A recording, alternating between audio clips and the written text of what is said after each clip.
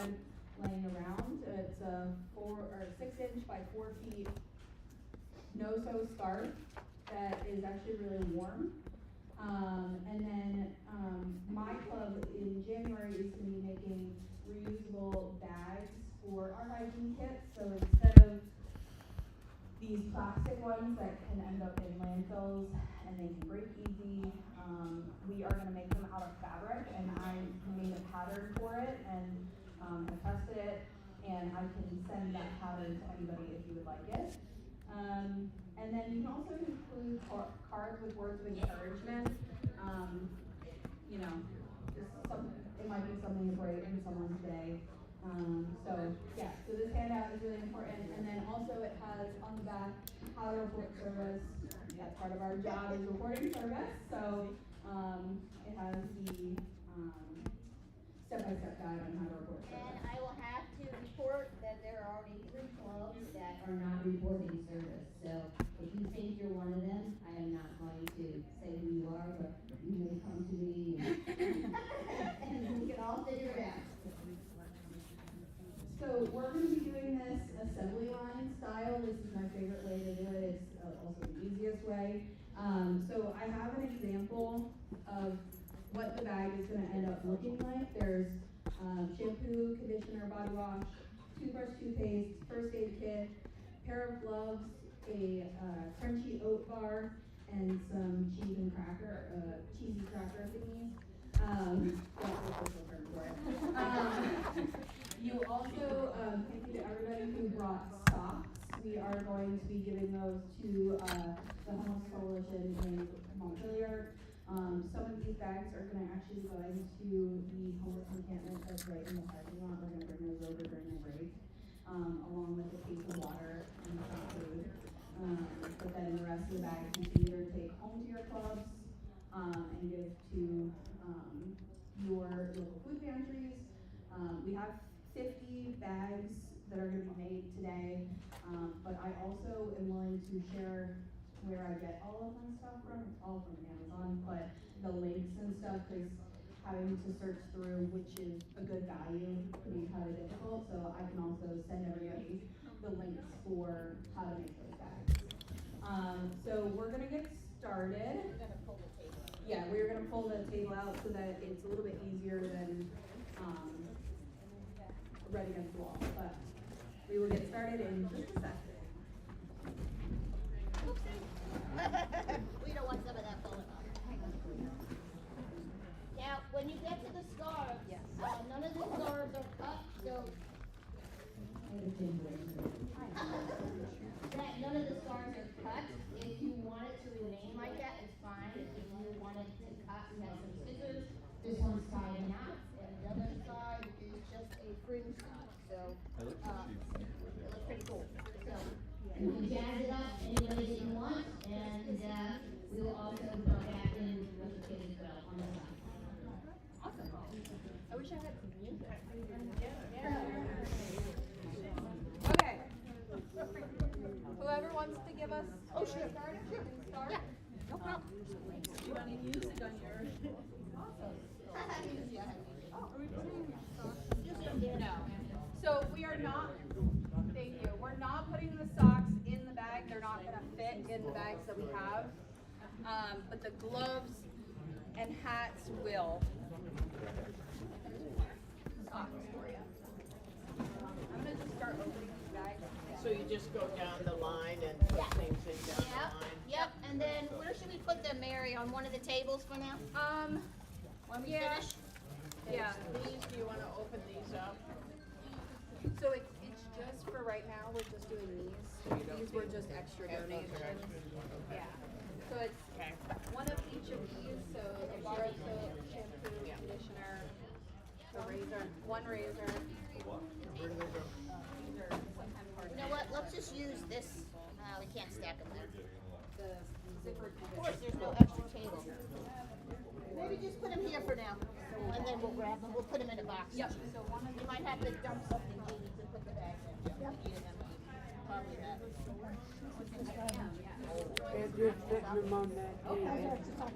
What? Right over here. Okay. They're setting them. We're gonna just stack them on that one table right there. Guys, don't wait in line like that. Come on, both sides. We have 2 lines there. Okay. Start them up. Yes, I was holding up the line. My issue. Stuff. Give it a pair of gloves. Jeannie, we didn't cut these off. We gotta cut these off. Wait. Sorry, he went forward before I told him. I just have to give the command code. Driving me away. That's okay. What do you need to? No, I got it.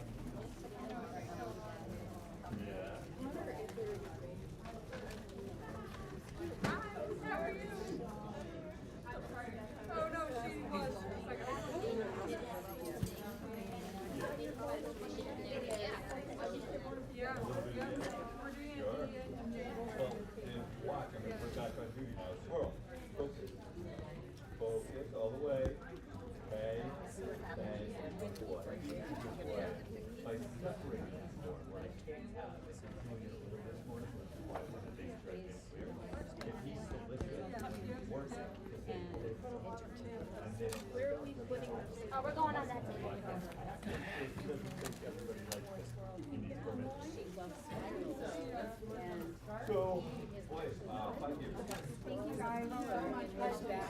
So just stuff the stuff off. Yeah, if it doesn't go away, I can go through them and figure it out. Oh, I've submitted the name. Want me to put some of that garbage in there, you know, that big bag? Yeah, so we could use that, yeah. This is something that happens with these bags, that's why I didn't say Yeah, which makes sense. yeah, because they can be a little bit hard. Get a good run, right? All two. I would always do that. That's great. Yeah, we're gonna put them on this table for now, and they're gonna, yeah, we're gonna make it look pretty. Okay, looks like we're using, And where are we putting the finish?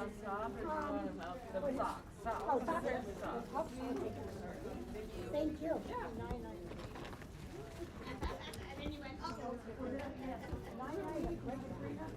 Yes, you can go and delete it. Yeah, your service on those other 3. So just go back in there. Okay, go down, you went in with your code and everything else. Click on the service that you want to delete. That's what I was gonna say. Trash can, delete, whatever. And just hit that and you can get out of it. Oh, yeah. Because even if you made a mistake, you can go back and edit the whole thing. Like how you said, oh, well, he made hidden stars and they really don't, oh, they're 840. I go back and you can change it. And information you can always go.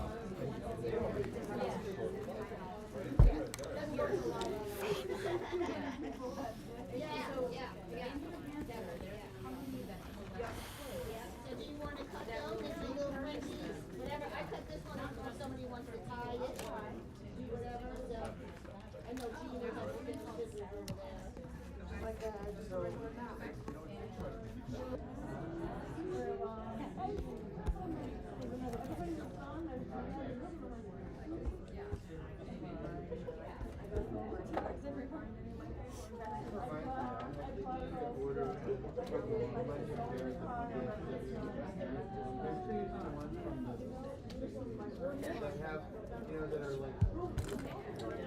My best stuff. Like this. I love this. How are you? I'm good. Good. I love this. Having the vest? Yeah. Nice. All right, Kyle. Keep everything on it. Yeah. We're Pretty gonna tell soon. our president. Soon I'll be that. You will. Someday. Someday. So you could have like pins. I've seen pins I have like, my Lions Tamer pin I haven't put on it yet. we have people that have like the whole back of their Whole thing. it's Yeah. all full. Yeah, it's all full. I just haven't put this pin on yet. Chilchust, I mean. All right. I brought it with me so I could put it on. I just forgot to put it on. Yeah, our president, he has a vest that we gave him. And if we have extra pins or something that we have, we'll give them to him. That's He what, really likes them. this is what this is. Yeah. That's amazing. I got a box of pens. I got my Tail Twister pen on. And I think from my count there were 50 bags. Okay. There's That's 50 in the bags. back. Is voting going on now? We Do I vote for the one that I want, or do I have to do 1 through 3? Vote for the one that you think. Okay.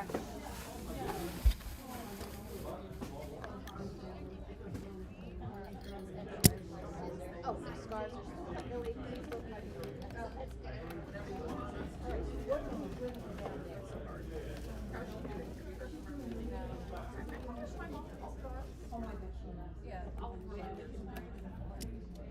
Thank you.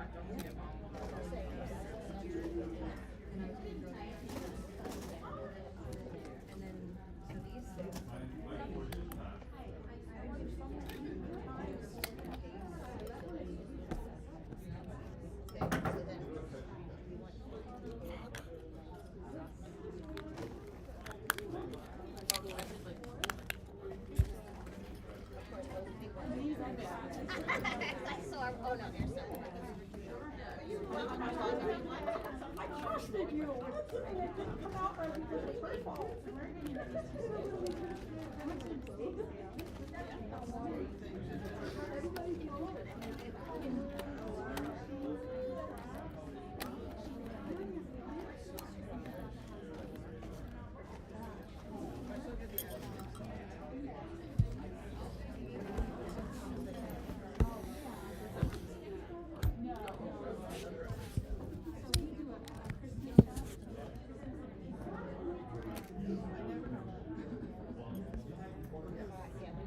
I'm not moving it.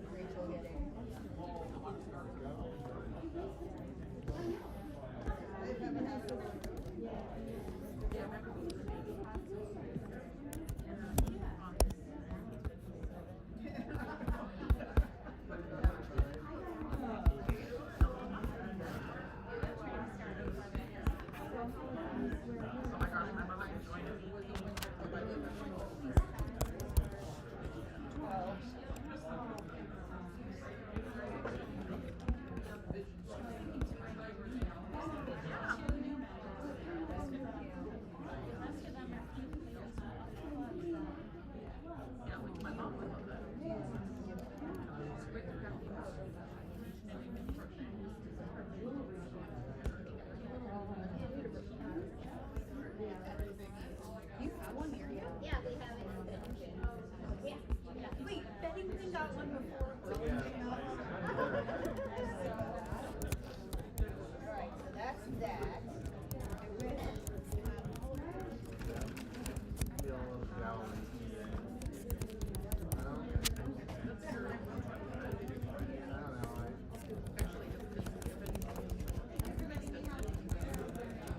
Okay, you want me to cut it off?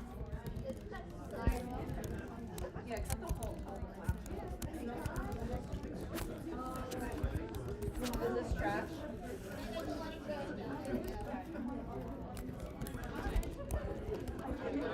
Good. You hanging out here?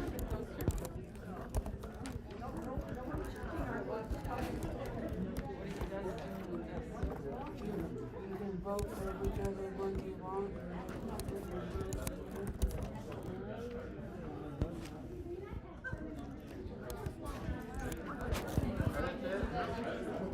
Yeah, a lot of people comment on that. Alright, you start. And then we do.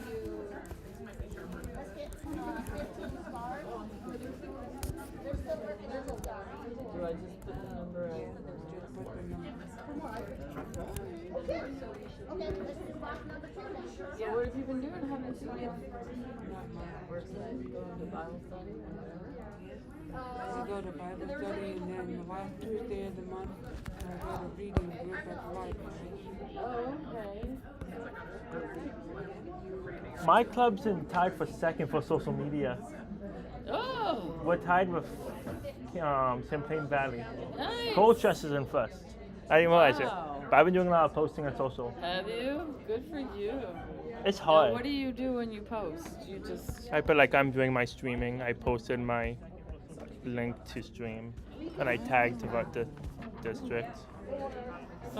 Or he'll post what their club is doing. Yeah, and whatever. like I did a photo of we had a Girl Scout speaker came, so I posted that. Nice. It's just it's hard. Where is Norwich, Vermont? Right by the college. Oh, way down near Yeah. Heartland. Hartford. Well, you go Right by. one way, you go.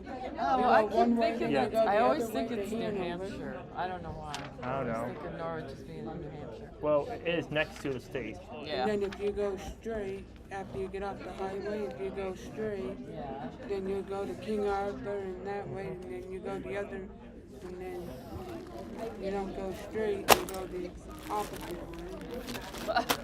I didn't drink all this. It's like if you're coming out of Hanover down the big hill. Yeah. I just Then you never keep go over going there. straight. You? Never go. That's I where used to Danny go to Wicks- King Arthur Flower once. Well, that's where Danny Wicks is. Yeah, it's nice. I just never go.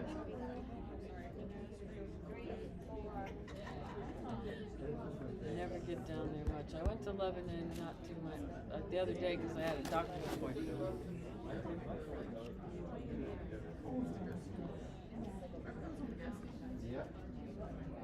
All right, guess I'll go sit down and have my coffee.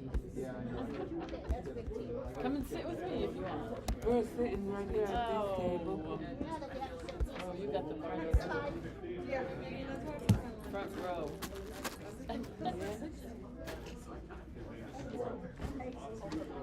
Do you want to give them any of the stars? Yeah.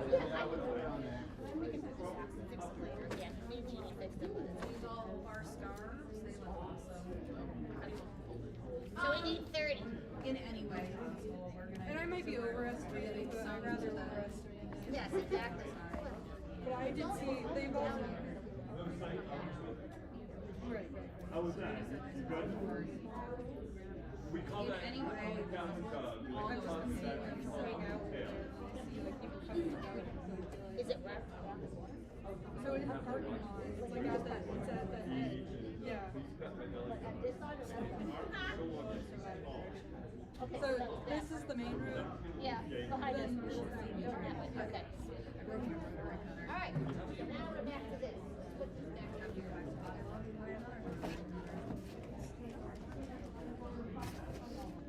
Down to Berlin. We went for Wednesday night.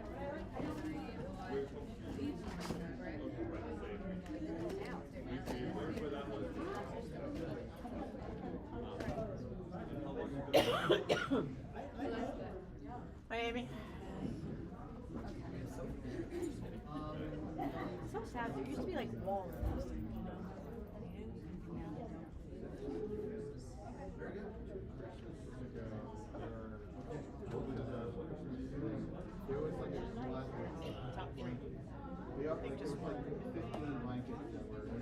Vote for just one, right? No, This one came from one unfolding it. these are the ones that have already been looked and voted on. Yeah. For a little kid, yeah. Oh, yeah. Actually, more than a real shot. Actually, like put 3 together. Yeah, we're actually going over. We should try to get into it early. It used to be. We're a little low on boxes, so I don't know. Okay, so I got these guys are gonna go with us. Oh, okay. Amy, do you have your keys so I can get your sweater?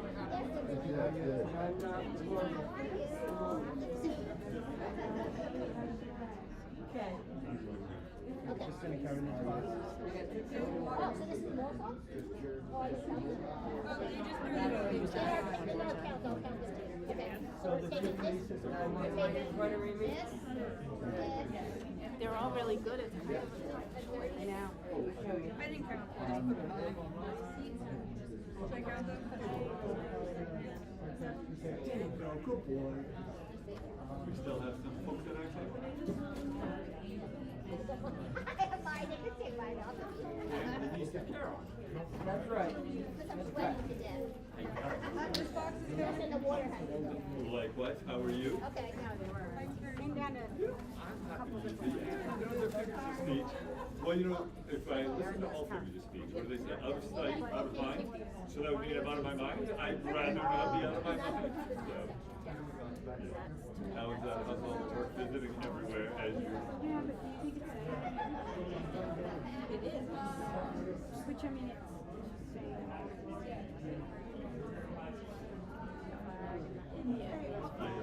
And also two of the puzzle pieces are Yeah. Yeah. Because I think that's what it's saying, they all can connect, that we're not separate. If you put it together as puzzles. Yeah, that makes sense. I mean, I feel comfortable Broken, with my yeah, but I know, it's tough. I hadn't caught the puzzle piece, but that's what it's saying, that it all connects, and I love the detail. I'm comfortable with that. I just want to know if I could do anything for you. Yeah.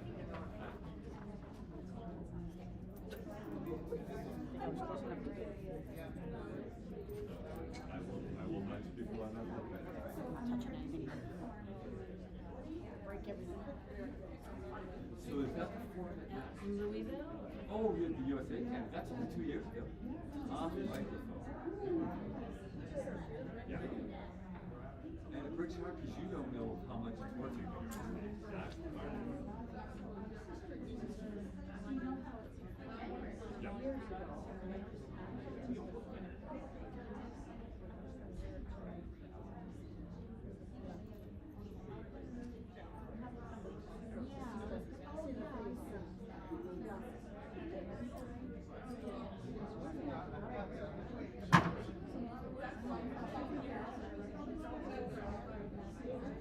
And you want to pick a side to get through. Although the person who brought their own headset was perfectly clear. I can't remember who it was. I feel like it was the female presenter. Right. And that's And because she was on day 2. So right. She had learned they brought you.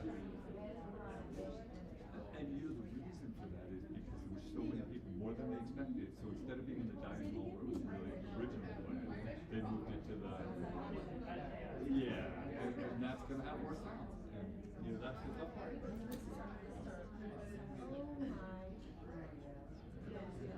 Correct. And right up until you present, they still believe they're gonna have it fixed, right? That's the other part. They're like, nope, we think we got it.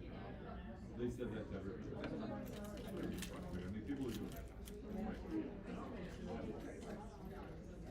Yeah.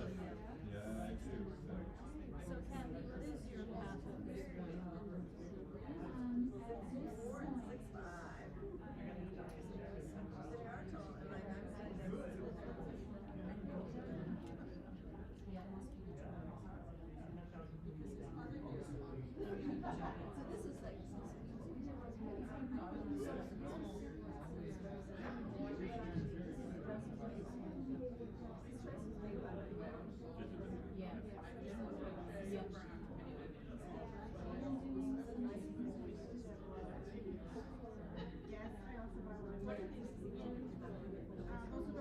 So you are technically in Canada? Yeah. So now it's a matter of getting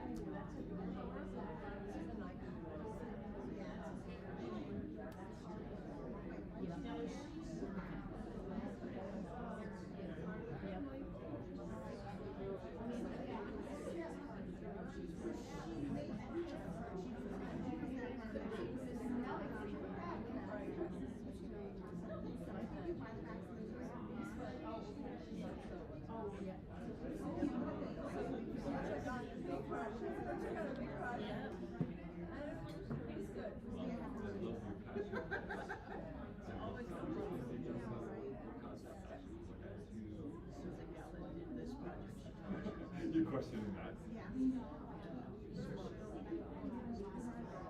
I like this idea. This is really good. One of the ladies that I worked with at the Valley, in the bathroom,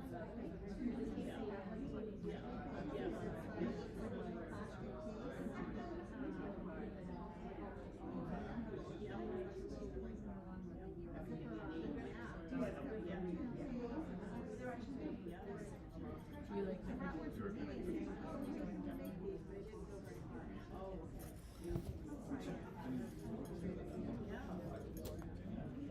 bringing them to life.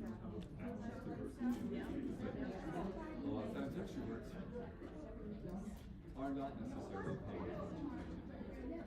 So that doesn't mean that extroverts consider to be this, but introverts are more common. Can we just talk about reasonable proportions says the guy who's going to speak for 45 minutes?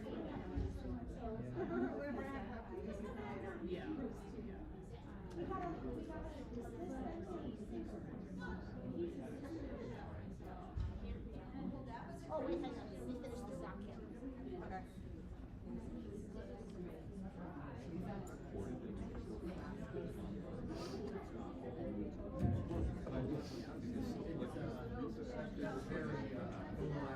You got it. How much? Uncertainty. Okay, everybody, I'm back. We were successful in dropping off the bags, scarves, and some socks and 2 cases of water to some of the folks that are in the parking lot. They were very appreciative of your generous donations. We made about 50 bags, and we have this bag here at TJ Maxx is full of extra bags. If you want to take a few home to your club, to bring as an example, or to donate, Well, you count feel them free up. to. And then we were successful in grabbing, having people donate 129 pairs of socks, which is amazing. I'm really grateful that you guys did that. They're going to be going to a good cause.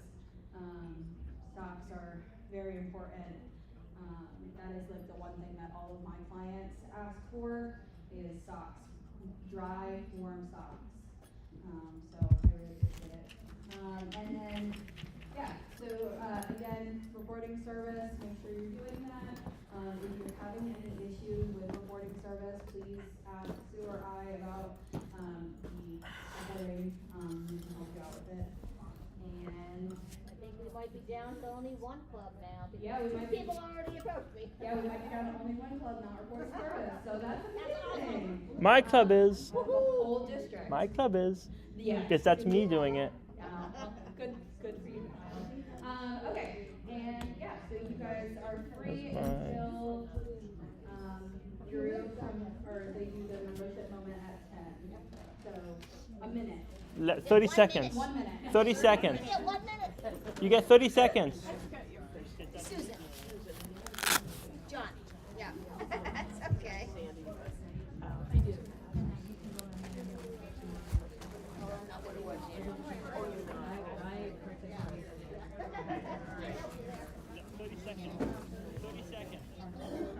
You get 30 seconds. Just did, and it's 60 years old.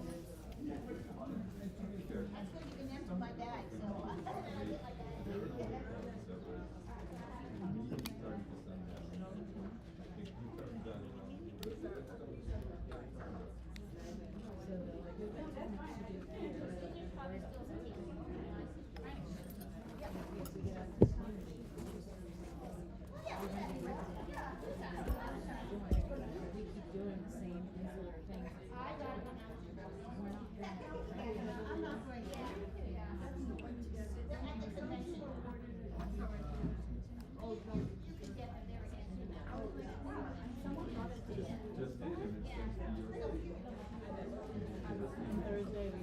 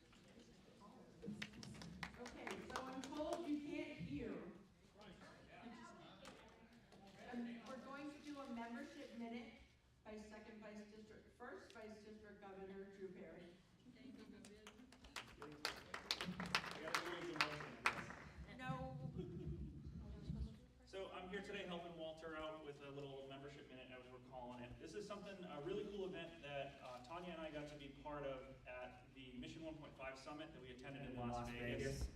Oh, Tanya, was that in June? Or was that July? It was in June, and they're going to be doing another one again this year. So what we're going to be doing today is little introductions. So we're going to ask people, not yet, so don't stand yet. We're going to ask people after I'm done talking, stand up as you're able, and walk across the room and introduce yourself to someone, even if you know them or pretend you don't. One person is going to go in saying, "Hi, I'm Ryan so-and-so," and you're going to give a little membership speech. Say, "Hi, I'm Ryan so-and-so. What are you passionate about? I'm here to talk to you about Lions, however you choose to do it." And then we're going to ask you to rotate. So let's say Lions, Sabrina, and I are partnering together. One person is going to go in saying, "Hi, I'm Lion so-and-so." And you're going to give a little membership speech. Say, "Hi, we're doing this little introduction." You're like, "Hi, my name is Drew Perry. I'm from Lions Club. How are you doing today?" Now, Sabrina, in the community, what are you passionate about? Hunger. Hunger, okay. So, well, the Lions Club. Have you heard of the Lions Club? No, never. No, never? Well, the Lions Club, we're an organization of 1.4 million, soon to be 1.5 million members worldwide. One of our biggest passions in Lions is hunger. Now locally, I live in the Essex Junction community. Locally, we have a wonderful individual who does traveling around collecting food for our local free pantry. We also have two food shelves that we sponsor, as well as a new initiative that we're going to be voting on coming soon. It is a food trunk event. Would you be interested in potentially coming along to one of our events or tagging in with some of the individuals as they travel and do all these food fills? Well, how about you come to one of our meetings? So we're just going to do a little chat, and we're going to do a little pretend role-playing kind of thing, and then also get everybody standing and hold it and sit for a few minutes, and just kind of chat as you're able. Maybe introduce yourself to somebody you haven't met in the district before, and just do a quick little introduction, chat, and then after the chat ends, do a little flip, and time willing, you might ask everybody to shuffle again and do it again.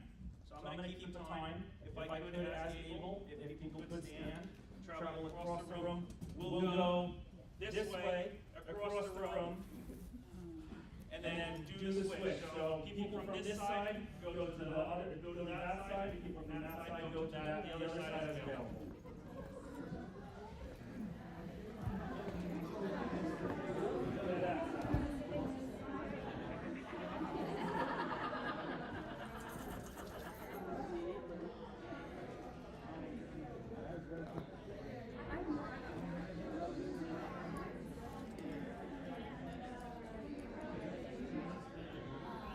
I'm not doing that.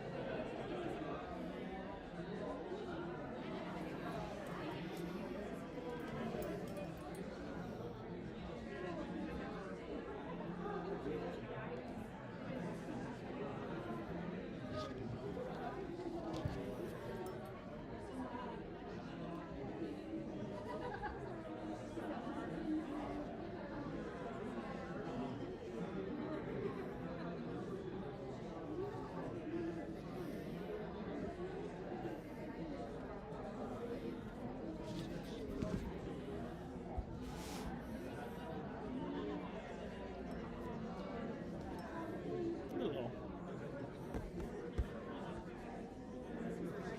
Isn't that cool?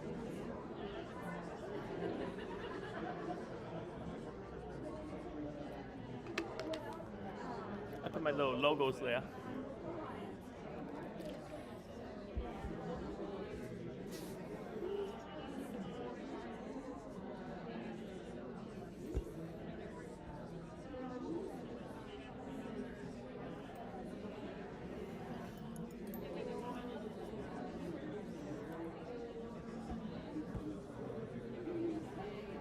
Isn't that cool? Look at face says so. I love it. Does it say how many are alive? Only one. I shared it before too. Well, that's fine. I'm the only one watching it. Oh. Plus recording it too, so like. But it's at least recording it. Yeah. I love that I just walked past it. It's like a 10-second delay, but it's fine. And I put your name there, like. I love this. I haven't used OBS ever. This is great. I've been playing with it. I'm gonna try to do this for like the speak out. That would be definitely. I wish we can have it in by the Fireside Inn again. Maybe we can change it again. Last year it got changed last minute. I don't know. It would be good for me, but.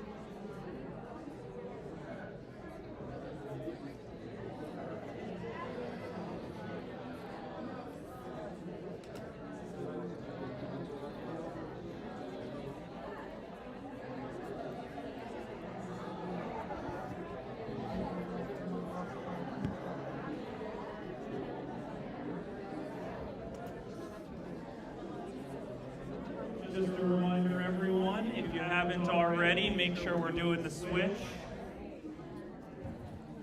So lions that were before now pretend to not be lions. Lions and non-lions are lions.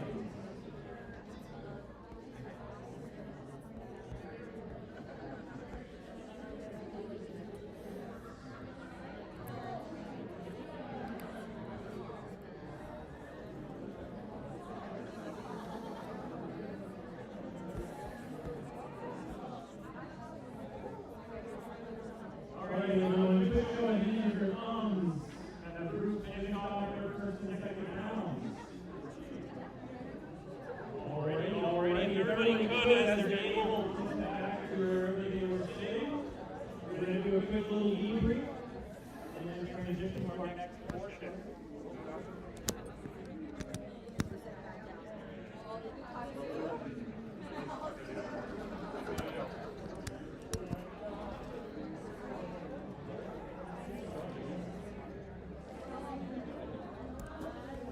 Easy, Tanya.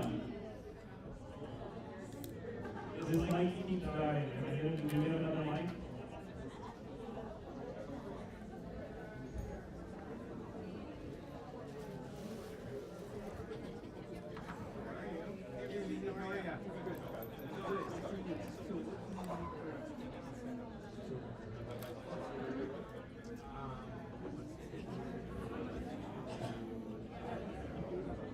Why is this? Alright. Wow, that was louder than the other one. Alright, everyone, as we make our way back to our seats, just a couple little debrief things real quick.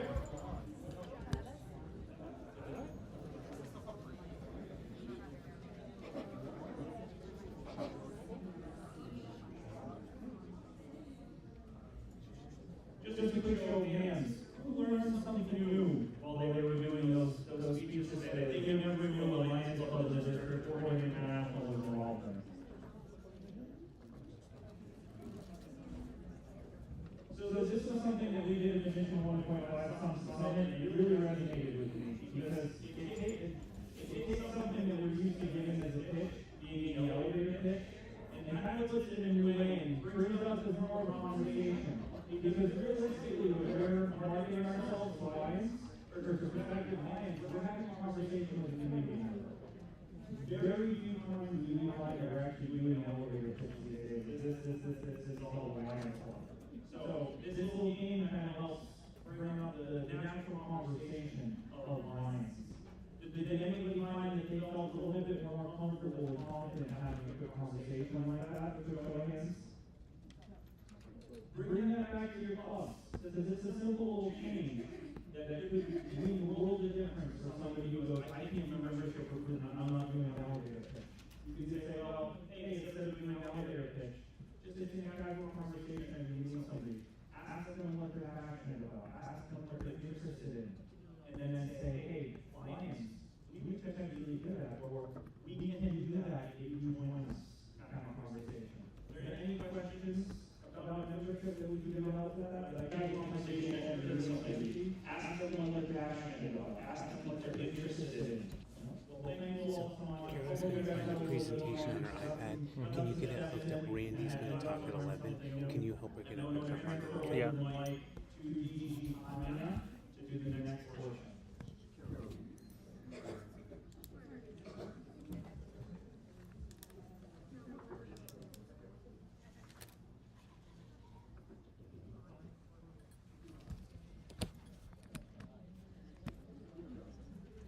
Tanya? Oh, so sorry.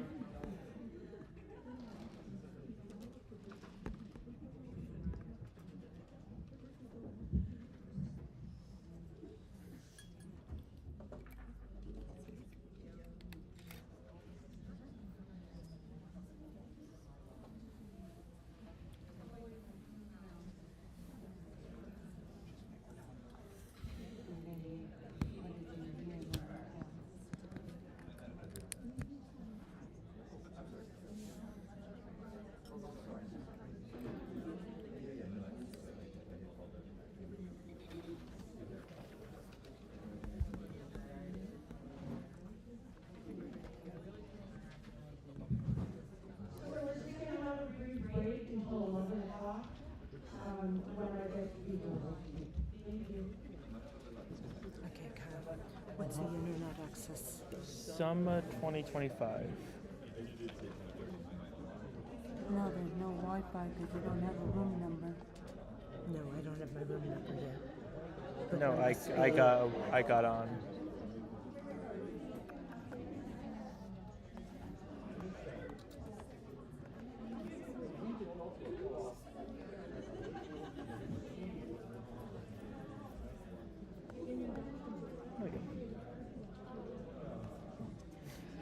There you go. So, did I lose it?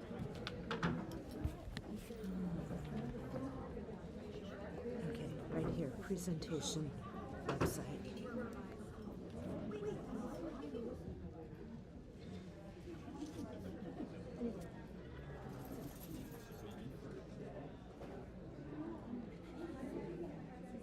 This one?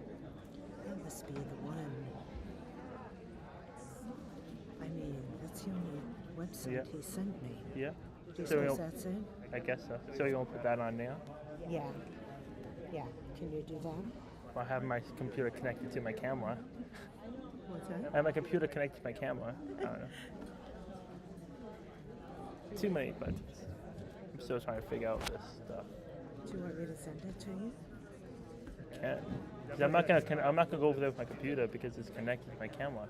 Right. Whatever way you want it, you can take that. Yeah.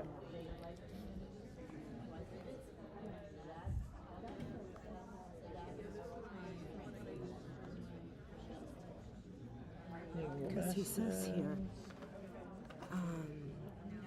can be found there. I'm just gonna forward it to myself. I think that must be the one. Do we want to Yeah. check with him? Where is he?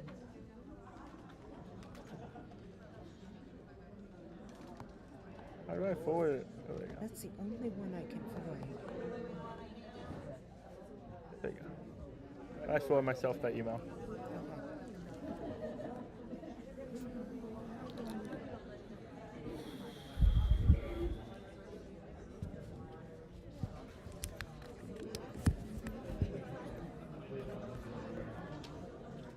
Presentation website. Schedule. Kyle, you want to send yourself this message as well? Then that way, maybe it's already in there. The thread. Because he's got some other links in his message here. That's his schedule. Presentation website.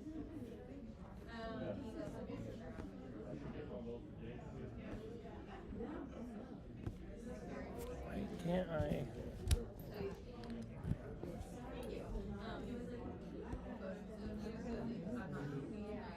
I thought he would have slides set up, but I didn't get that.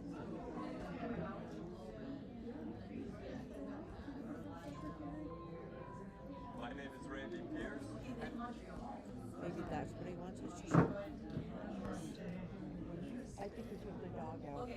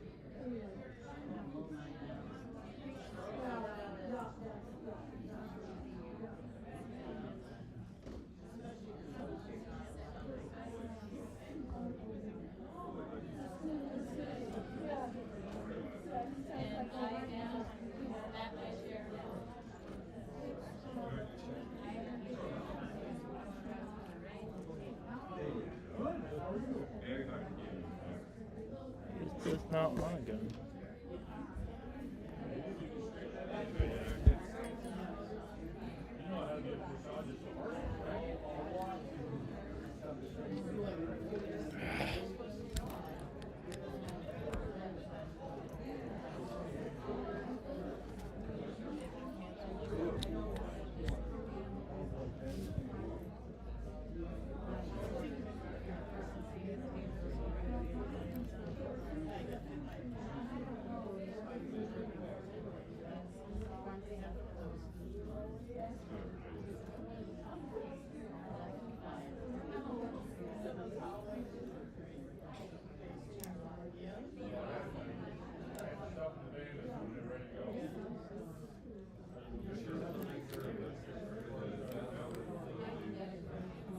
I don't know if you saw these or if you're interested in buying any raffle tickets for. Yeah, okay.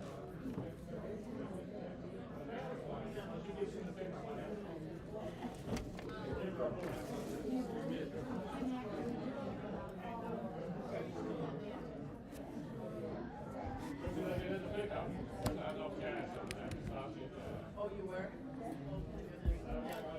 I have been to a lot of places there.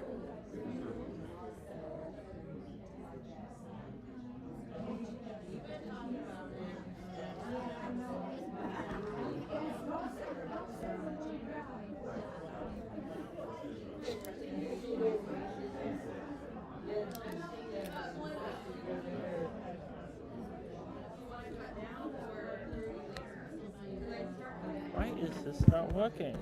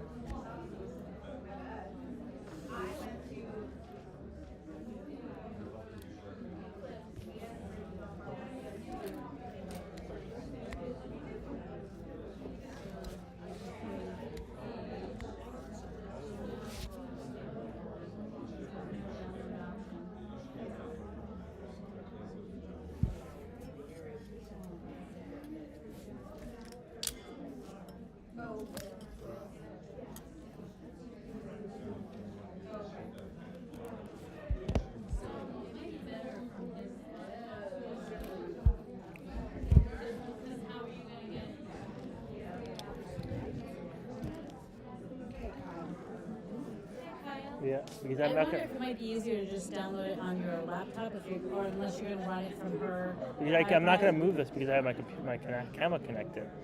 Wait, but how are you gonna play it from her iPad? Is it? I don't know. Okay. Okay, well, do we want to save it as a file? So, Oh, I have my laptop if that would help. Yeah, that'll probably help. You might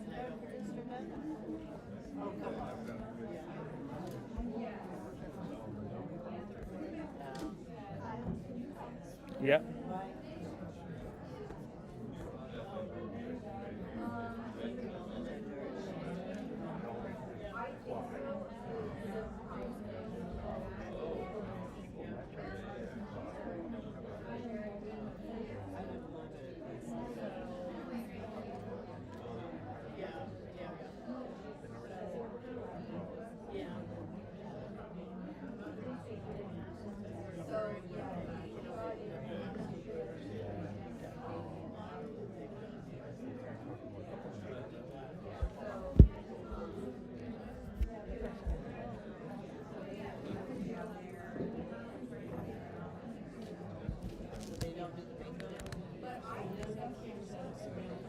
This side here.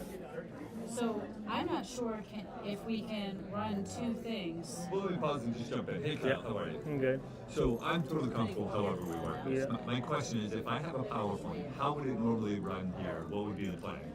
So Kyle's the lion, so he's on Yeah. here. Yeah. What? I didn't hear that. I'm sorry. I don't know what. So my question is, if I have a PowerPoint that we want to play to run through the projector and the speaker, how would we do that? What would we have it on a separate computer? Probably separate computer. And you have an HDMI cord? That I don't have an HDMI. Okay. Well, it sounds like we just can't do it. That's fine. Okay. Thank you, Kyle. Sorry. Sorry about that. I'm second. So I think we just tell Carol that, right?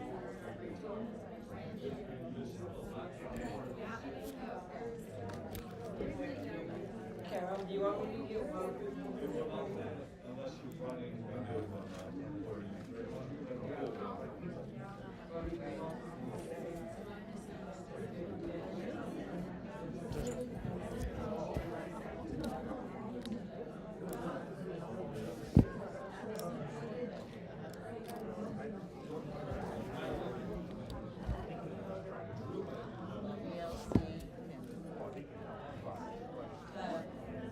Yeah, I'm trying to figure out my computer out. It's having trouble.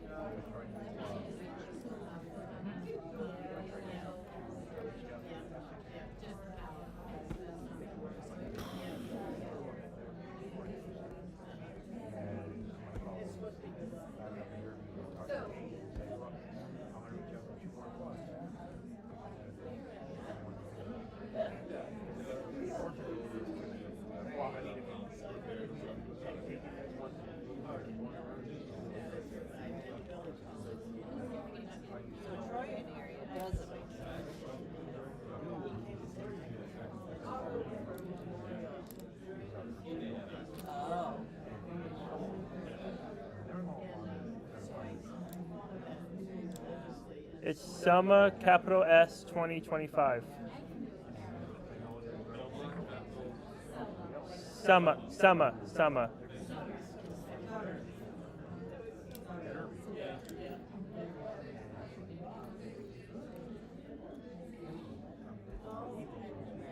Why is this?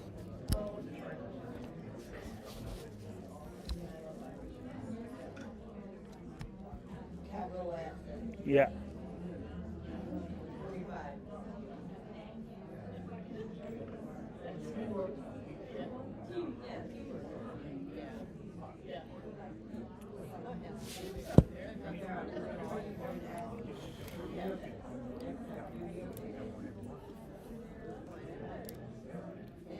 Why did I have?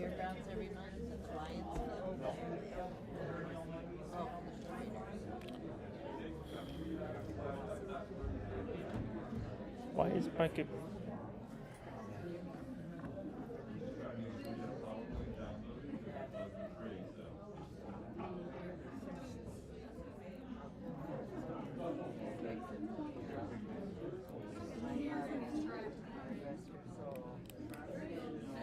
About 500 on it before bingo started. I don't know how much I had. I thought it didn't go. I don't know. I mean,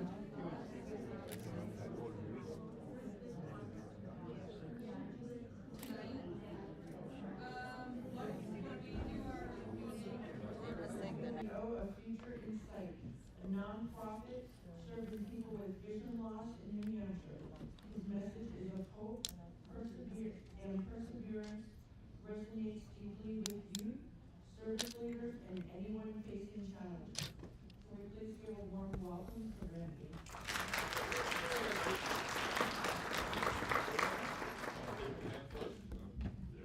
Thank you, Don. All right. Good morning, everyone. Morning. Oh, now that was lively. When she said starting off, it was a little subdued, and that was going to hurt me because I wasn't going to know where you were if you were silent. So I'm going to take a quick second. So my guide dog Squirrel, he may take a nap. I hope you've had enough coffee that you're with me. Squirrel, down, buddy. Wait, down. All right. Good. You popped right back up. Squirrel, down. Good boy, down. You know, my very first day with Squirrel, I came home and they tell you don't do anything different than usual. And that very next morning, I was doing the commencement address for the University of New Hampshire, which is a little bit different. Squirrel's talents were perhaps not as ideal as I would have liked. And while I was presenting to, however many thousand students were out there, he was eating the flowers off the stage. Comes with a little entertainment sometimes. So I am Randy Pierce, and ironically, sometimes they introduce me as Dr. Randy Pierce, and it sounds very pretentious because I cheated to get my doctorate, right? I'm like the Wizard of Oz, I have an honorary doctorate, and I love to share for Squirrel's benefit. People say, well, what's your doctorate in? It's in humane letters.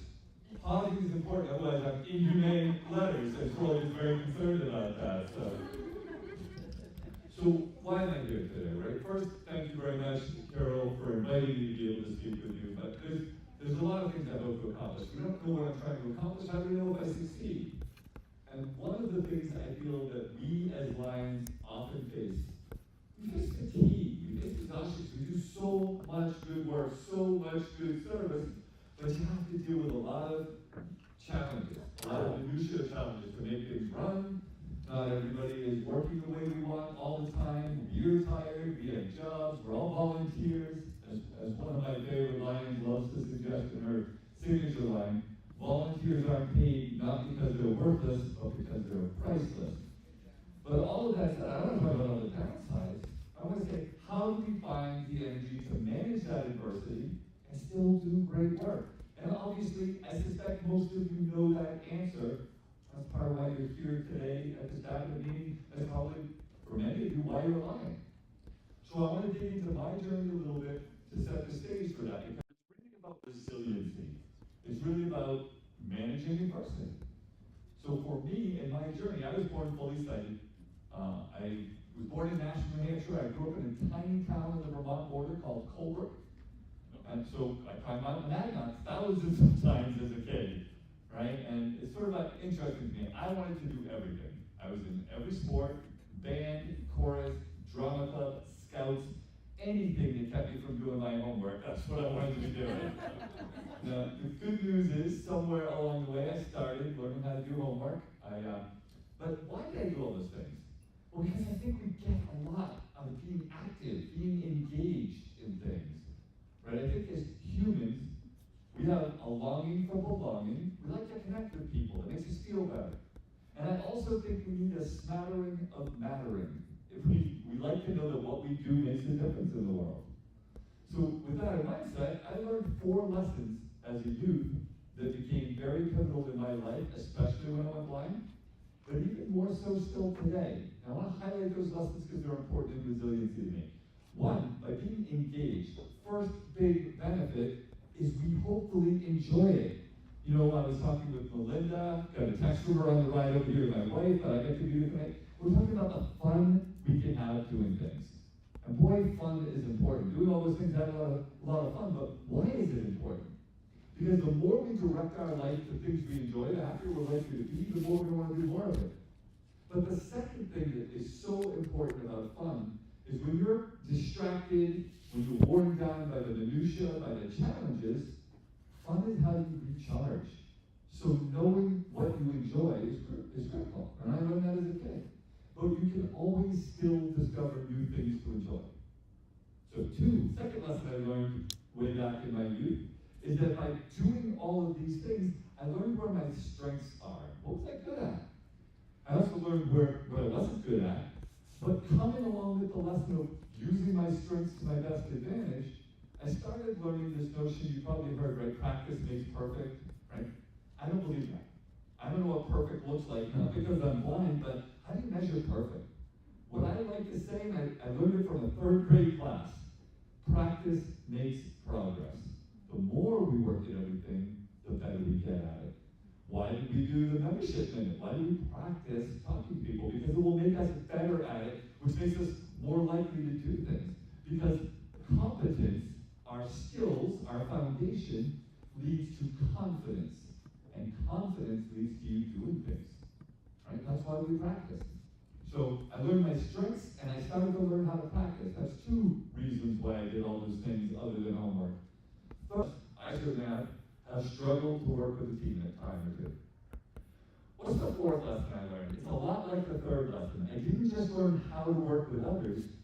I also started to learn that, as people, we have so much more in common than different. Right? That's our foundation of learning how to communicate, to trust. That's great for that item number 3.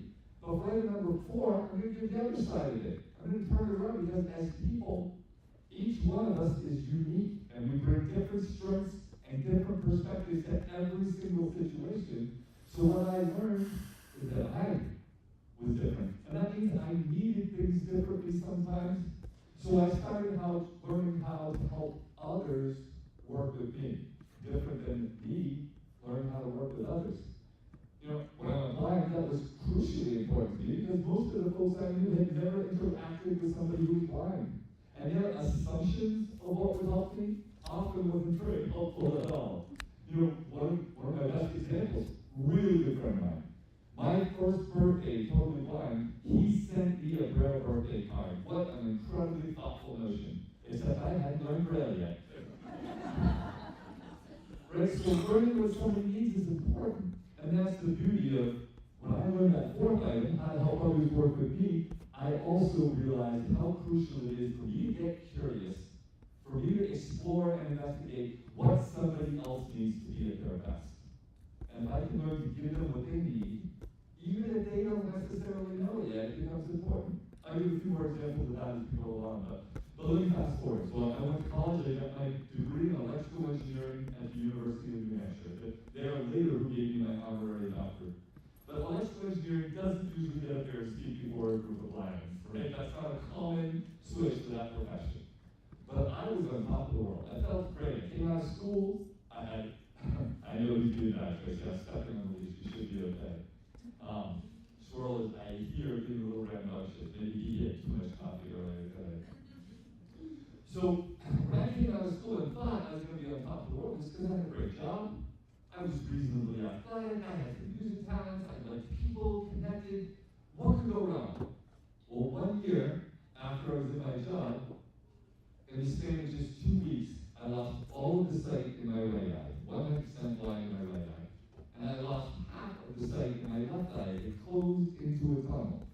And I can tell you, at 22 years old, that was hard. I was angry why this happened to me, frustrated because I wasn't going to be able to do anything. Right? And I didn't even understand, at the time they told me I was legally blind. And I didn't understand that. I used to think you were blind or you were sighted. And the truth is, as is with many things, it's not always one way or another. There's a whole spectrum of possibility. And legally blind is just on that spectrum. So yes, I just admitted I was on the spectrum back then, right? But ultimately, what does that mean to me? It meant that I had to understand I wasn't really sighted or blind, but I could benefit from both. Use all the sight I had to the best of my ability, learn how to do things differently when my sight was going to let me down. Right? Whether it was learning how to use my first blind cane, and ironically, my very first blind cane, I hated it. Because people looked at me different. And that's true, people still. My wife, Tracy, met me when I was totally blind. When my first guide dog with her passed away and she saw me using the cane, she saw the reactions. And people aren't bad for that. It's usually they're not certain what to do. And that's again, item 4, right? Help people learn what you need. Right? Learn how to work with them. Item 3 helps that process a lot. So all that said, my first cane, I broke over my knee and threw out. I so much. That was bad on two parts. One, those keys are kind of heavy duty, they hurt when you break them over your knee. Not my best decision at 22 years old. Second thing is, later when I realized how much I needed the tool, well, I won't buy a new cane, so I just got money together. But I understand why I felt, right? It's the same way I felt when I first went blind. I felt helpless, I felt hopeless, I felt isolated. And the reason I share this isn't a pity story. I love my life. I do some incredible things. I think all of us can do some incredible things. I just wanted you to feel a little bit of the journey. What I have is a neurological disorder. My optic nerves were dying. And it took them 11 more years, but on September 14th, 2000, the last bit of that sight closed in. And I'm totally blind now, or as I like to joke, I must be illegally blind, because I'm not legally blind anymore. But the fun part to me is that wasn't as hard as when I first went blind, when I first went legally blind. Why? I had less to work with. Well, less to work with isn't necessarily as hard if you've learned the tools and the skills to help you deal with it. And that's sort of true with dealing with any adversity, right? The moment of adversity is the hardest it has to be. If instead of focusing on what we can't do, we start to focus on what we want to do and how to do it, right? It's like the Henry Ford quote, whether you think you can or think you can't, you're probably right. So learning to believe is such a first pivotal step. But that's not it. It's not magic. It's not just believing and you're done. You got to do some hard work, right? You got to do the rest of it, and that's important. So I want to dig in a little bit more, but I think we're doing my opening slide. Is that right, Tracy? Yes. So achieve a vision beyond your study, which I certainly hope we all do, right? It's our big dreams to let some of the biggest goals happen. But it also is learning how to reach our peak potential. How can we be the best we are despite adversity? And when I say that, I mean it literally, not just figuratively. So I'm going to ask Tracy to go to my second slide, one of my favorite slides, and people say, how does a blind guy have a favorite photo, right? Well, the reason I do, and I think it's up over here, this is my second guide dog, Mike Quinn, and I. We're on the shoulder of Mount Washington, we're on Mount Monroe, we're about 5,200 feet, and he is pointing his nose like an arrow to the summit. It's about 30 feet further up the trail. And he's got his eyes closed, and he's basking in that beautiful golden sunlight that makes his fur pop against that blue sky background and the crisp white snow. And yes, I know how steep that slope looks. I'm hunched over and tired. The story of my life with that dog. But there's some interesting things. When I say reach our peak potential, obviously I mean it literally in this instance. But what I really is, how can we be our best selves? Personally, professionally, in service, all the aspects of it. And to do that is a mindset, in my opinion, right? And adversity helps us get there.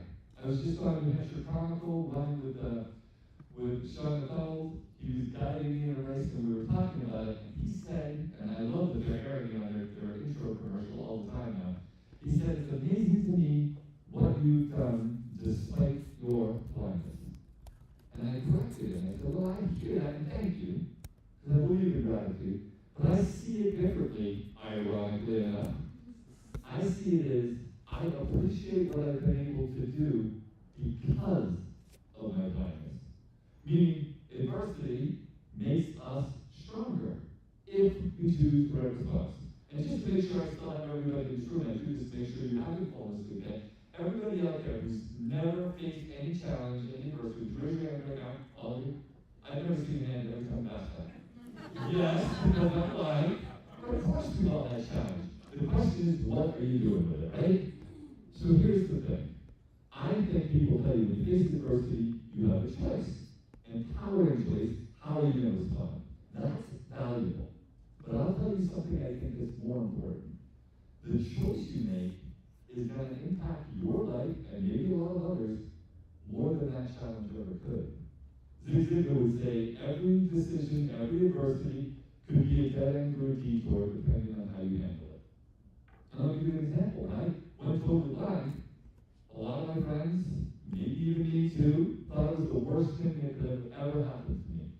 Now I look back on it and I think, I would love to see, right? Love to see my wife smile, to see those curls, to see my dog's tail wag. Lots of reasons I'd love to see. But I am glad that I've gone blind. I would choose to go blind because I want the lessons I learned, because that adversity built resiliency in me. And here's my next point. People think you have me. That's why I look back on it, I think, I don't believe I would love to see a skill like anything else, and practice makes progress. The more we work at managing adversity, the better we get at it. And you know, in that picture that we're looking at, I think there's a couple of messages behind the image. And I think that highlights the difference between sight and vision. Sight lets you see everything around you. I'm not so good at that. Vision lets you see everything around you in a different way. Like, I described that photo reasonably well. I can give you more details, not because I've seen it, but because other people have helped me develop a vision for it. But vision also lets you see all the possibilities that can come from it. That is more powerful. And you know, you don't have to have sight to have vision, and you don't get vision just because you have sight. You get vision because of the choices you make. And one of those vision points out of this that I want to talk about is climbing a mountain is hard. It's adversity. But it's adversity I chose. And why did I choose it? Because I thought there would be benefits, and there were things that would help me grow.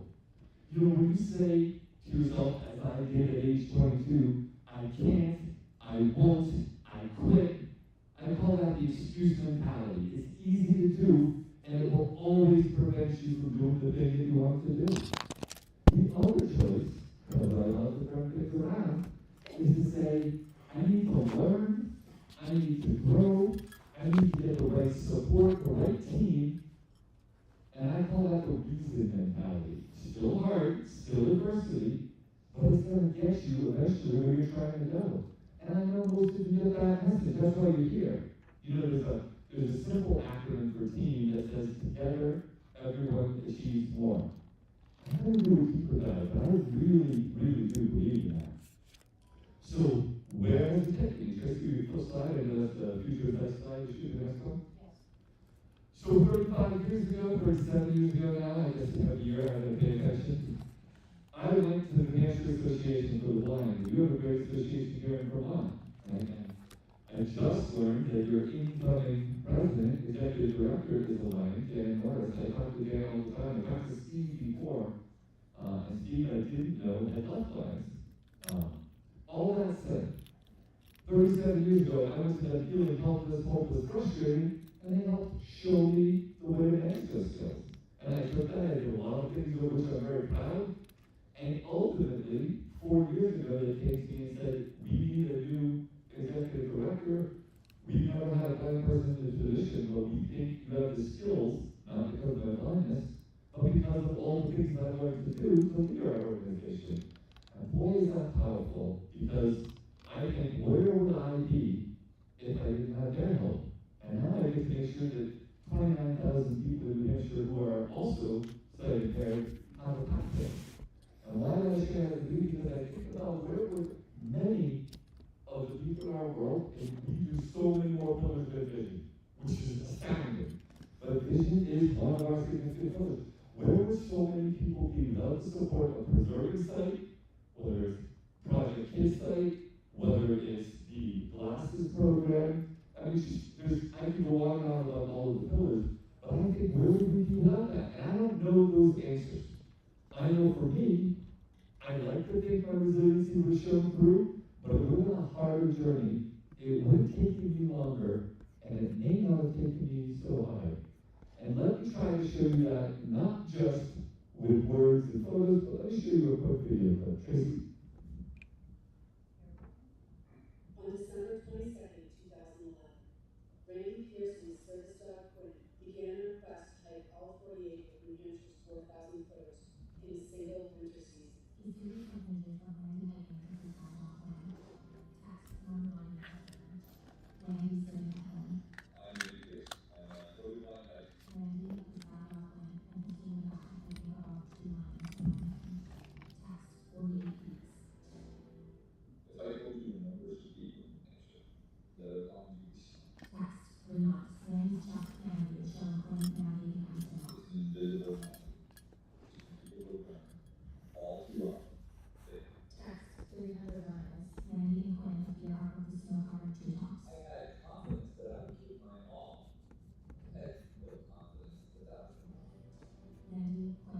teeny guy hiking above tree line on a huge snowfield.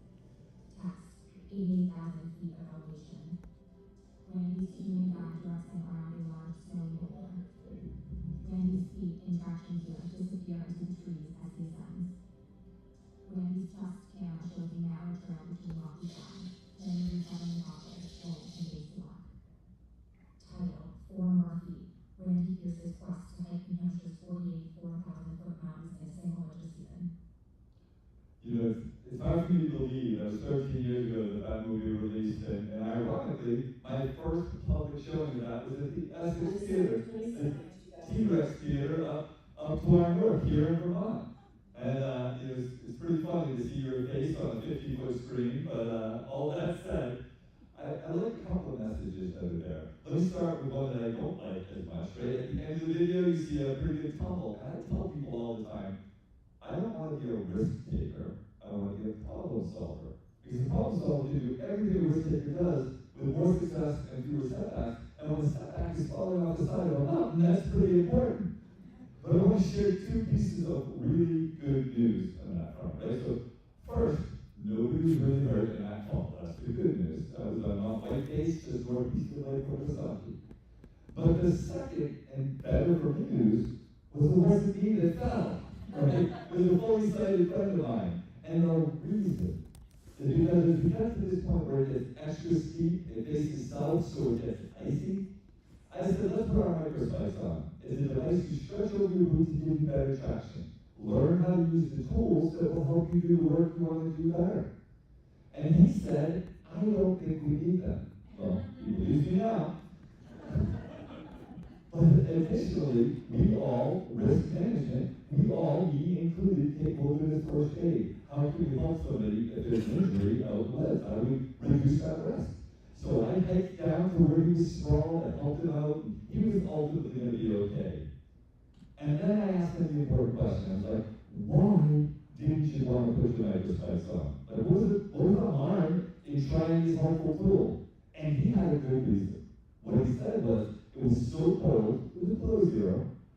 He was worried that stopping, taking off our packs, digging out our microspikes, putting them on, closing up our packs, putting our packs back on, was going to put us at risk. Well, that's important. And if we communicated that, right? Because I believe in communication. What they tell you is you don't want silence and you don't want violence, and I don't mean literal violence, hopefully, right? But you don't want angry, frustrated words. You want to communicate honestly, with compassion, but candidly. And he didn't do that. And I like to turn things around, as you probably heard a few times. I don't want to just avoid the negative. I want to promote the positive. What we need to do when we communicate is hear and share. And those 2 years, one not used in proportion, ironic for the guy who's talking actually for 45 minutes, but nonetheless, I believe in that. So why didn't he tell me that? And Justin's a great guy, we have good communication, we talked about that a lot, and I made more mistakes than Justin that moment. But here's the ironic thing, I asked him a follow-up question, I said, well, what did you do while I put on my microspikes? His answer was that he crossed his arms and glared at me. Because he was angry at me. Well, first off, glaring at a blind guy, no use, right? I didn't even notice. But secondly, what he did that I really understand, and something I think we all can struggle with, is that he closed his mind, right? He had a really good reason why he didn't want to do something, so he stopped listening, he stopped thinking about it. And as soon as you close your mind, you do yourself and all around you a damage. Right? The best decision comes from the best information. If he had shared, hey, hold on, I'm worried it's too cold and we'll be at risk, I could have said, well, show's falling, maybe we can do some calisthenics to keep warm, right? We could have solved the problem together. But if you don't communicate, you can't solve it together. So I think this is a good lesson. I want to talk about 2 more lessons that are based on this video, right? So, one, winter hiking. How did I get into hiking and why? Well, my neurological condition killed my optic nerves, but it didn't stop there. In 2003, it attacked my cerebellum, that's your balance center. In 2012, it took away my peripheral nerves. I don't feel below my knees. I can't feel my feet. Now, again, not a big story. I shared this because in 2003, it put me in a wheelchair for 1 year, 8 months, and 21 days. Not this benefit. Right? But the reality is being blind and unable to walk is hard. The reality is, anytime we lose something, could be a person that's dear to us, could be a pup that's dear to us, it could be a skill. We feel that loss. And I lost the ability to walk. And I think we learn how much it means to us when we lose it. And here's the good news. You don't have to wait till you lose something to realize how important it is to you. But that's just one way to do it. How do you not fail then? Be more aware. Awareness is so important, right? What's going on with you? What are your emotions? What are your thoughts? What is happening in the world around you? The more we pay attention, the more we can find those gifts. And here's the good news. I was able to work my way out of the wheelchair, back walking, and I loved that gift so much that I began to hike mountains all over the world. I began to run marathons. I began to do things to celebrate that gift. And those gave me gifts as well. We'll dig into those as we go forward. But here's my first example. My very first hike blind was back in that down in southern New Hampshire. And as I went on this hike with my guide dog, what a guide dog does for you, well, one of many things, is it avoids obstacles. If it sees the obstacle, it steers you around it. You know, you have these tables all around, and Swirl just followed Tracy and kept me from bumping into people or chairs. Very helpful. Now, on mountain, he took me around the boulders that we could go around. He warned me when there was an obstacle. That's the key part. A second that they do is they refuse to go forward if there's something you need to know. Could be a staircase, could be a street curb, or in the case of Pac-Man, it was a big step up because they don't build mountains so it was just there. You probably know that, right? So we came to this 3-foot step and he stopped and he refuses to go until I tap the obstacle to show him I know it's there. So I reached through that hiking cane and I tapped the obstacle to see that it was there. And I said, hop up. That's the guide dog command that says, go if you can. And what he did was back up, which is apparently the guide dog answer of no way, bad idea. Now, here's where I made one of many mistakes in my life, is that I wanted to show him it was okay. The mountains were going to have some challenges, but we could do them. So I checked with my cane to height, 3 feet, I'm 6'4", I could do that step. Checked to make sure I was going to hit my head, and then I took a big lunge, step up, and BAM! I hit my head. Because there was a branch just out of my reach, the size of my thigh. And he's wriggling like, I told you. And to my shame, he's better at math than me, right? Because he's like, you're 6'4", that's a 3-foot step, you're going to hit. I didn't bother to reach 3 feet above my head to see. Now, what did I do wrong there? He's trained his whole life on how to guide somebody blind. And we are fighting our first mountain together.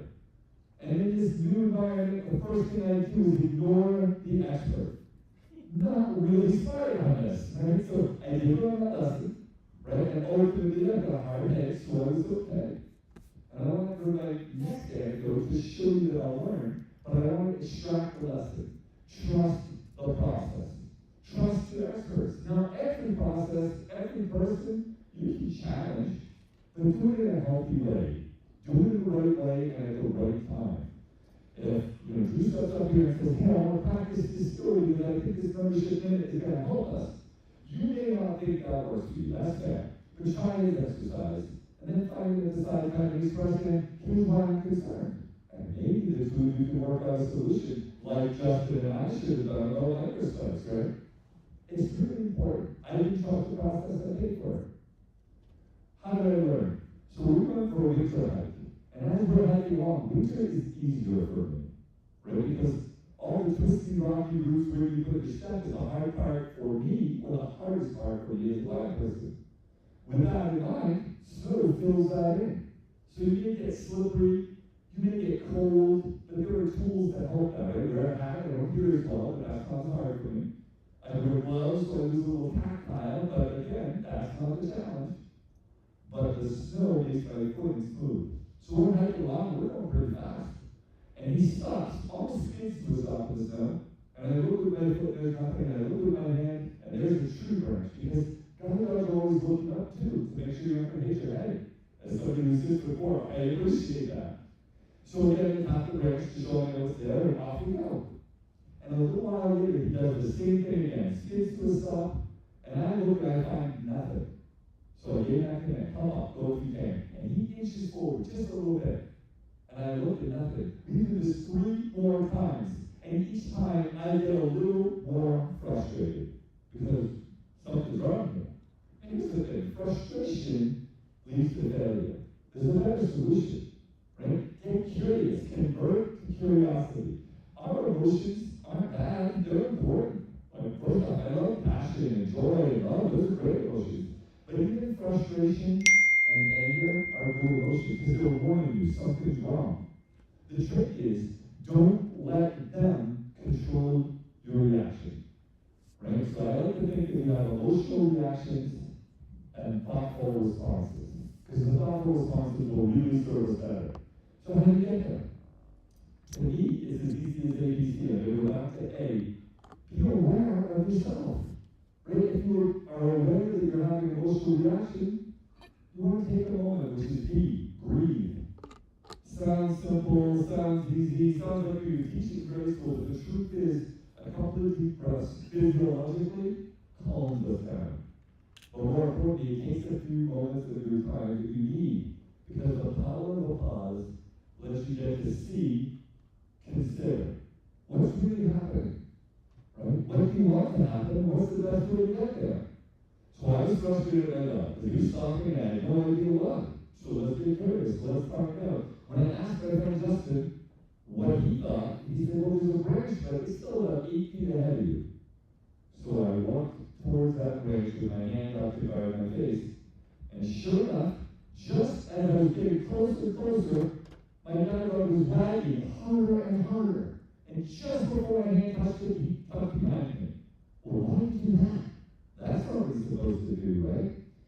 But here's the thing, he was right again, squaring my leg with that dog. When I had tapped that branch, the snow on the branch had fallen onto his head, and he liked that very much and said, I'm not going to fall for that again. Why do I share that?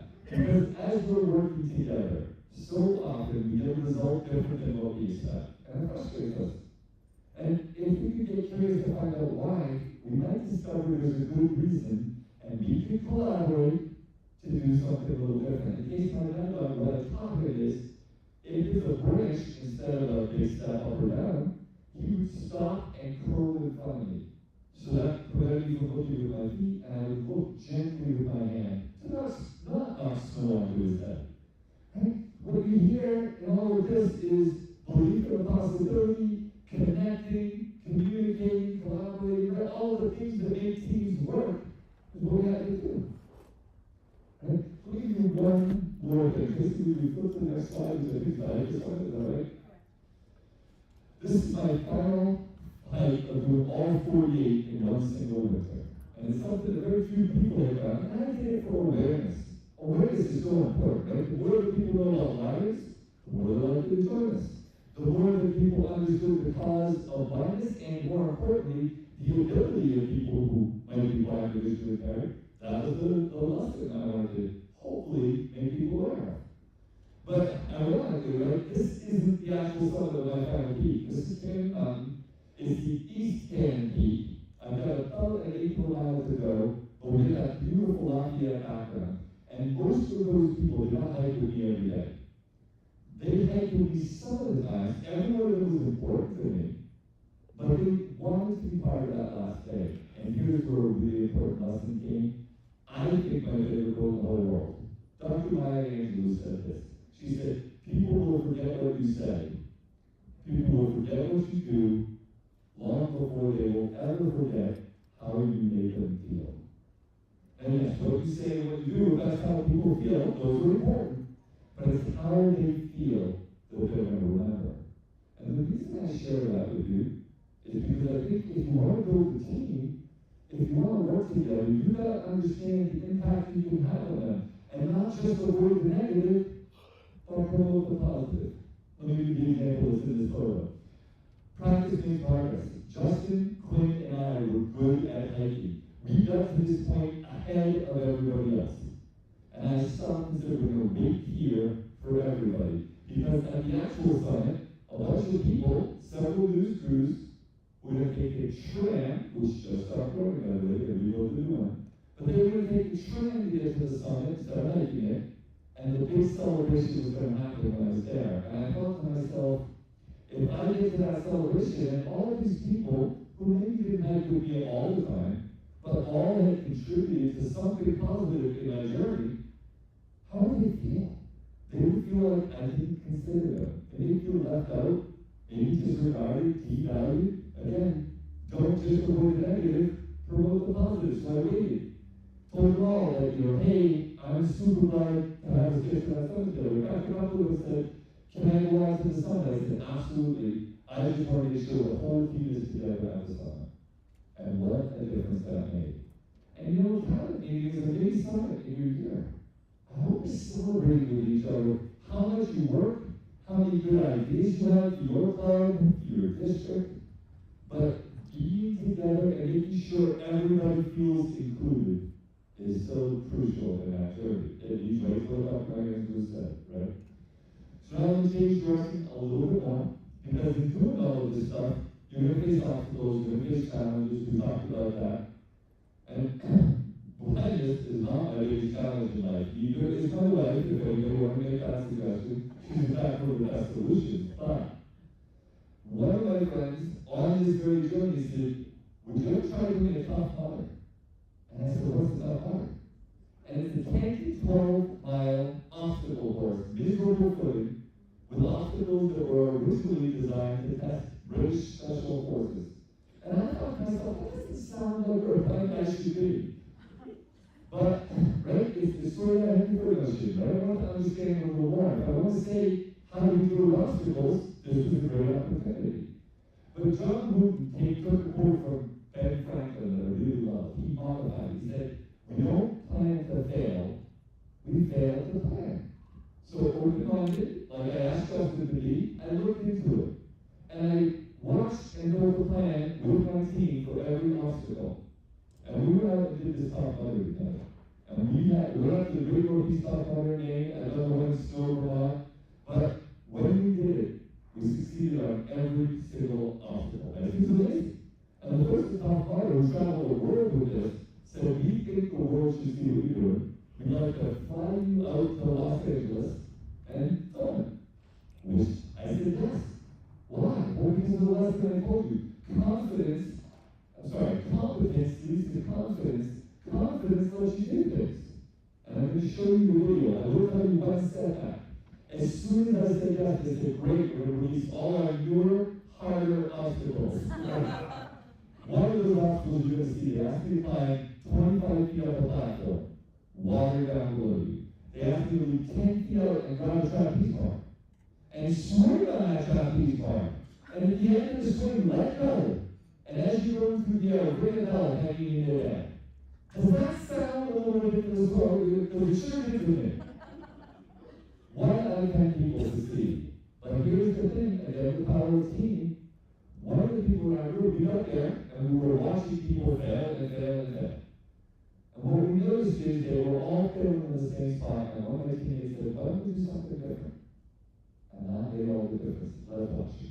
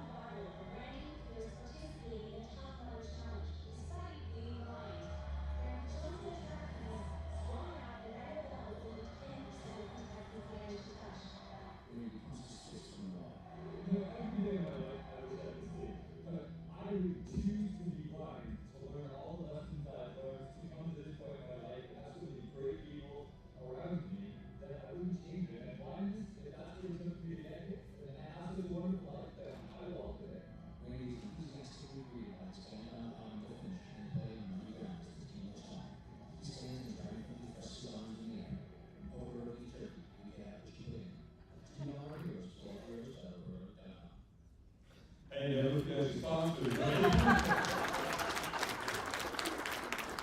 There's some flip side for you. I've just got a couple minutes to wrap up here.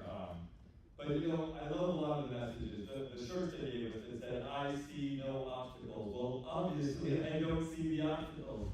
But I think for all of us, it's how we choose to look at the obstacle. And I used to joke, they put that shirt on my guide dog, and I really hope my guide dog see the obstacles, but I'm not on somewhere.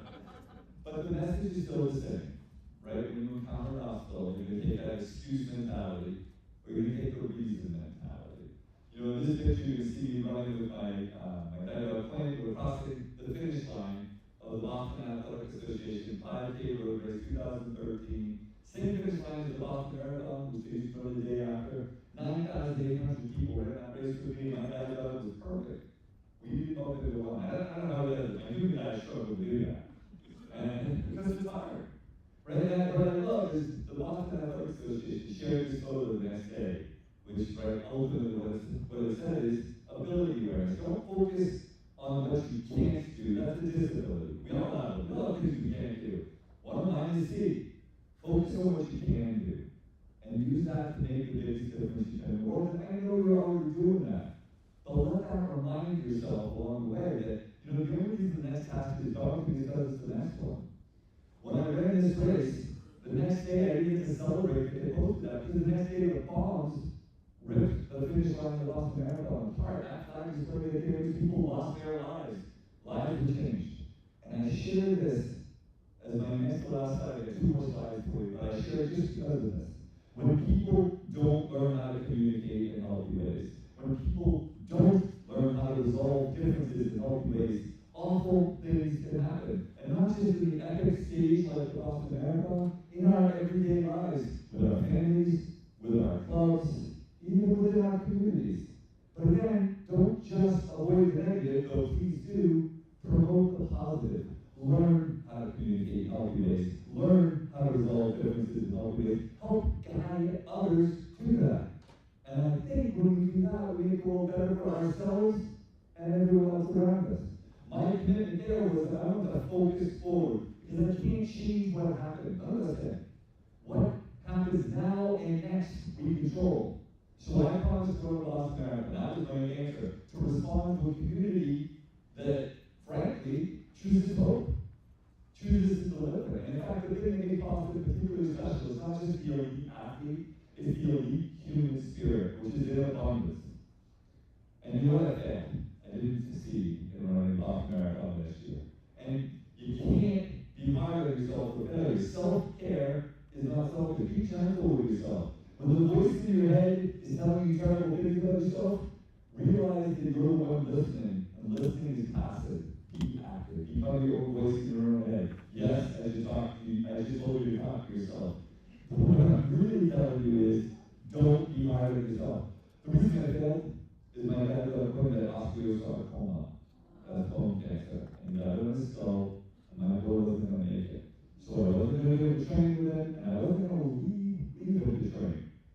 But when he died on January 21st, 2014, I kissed him on his head and changed the promise.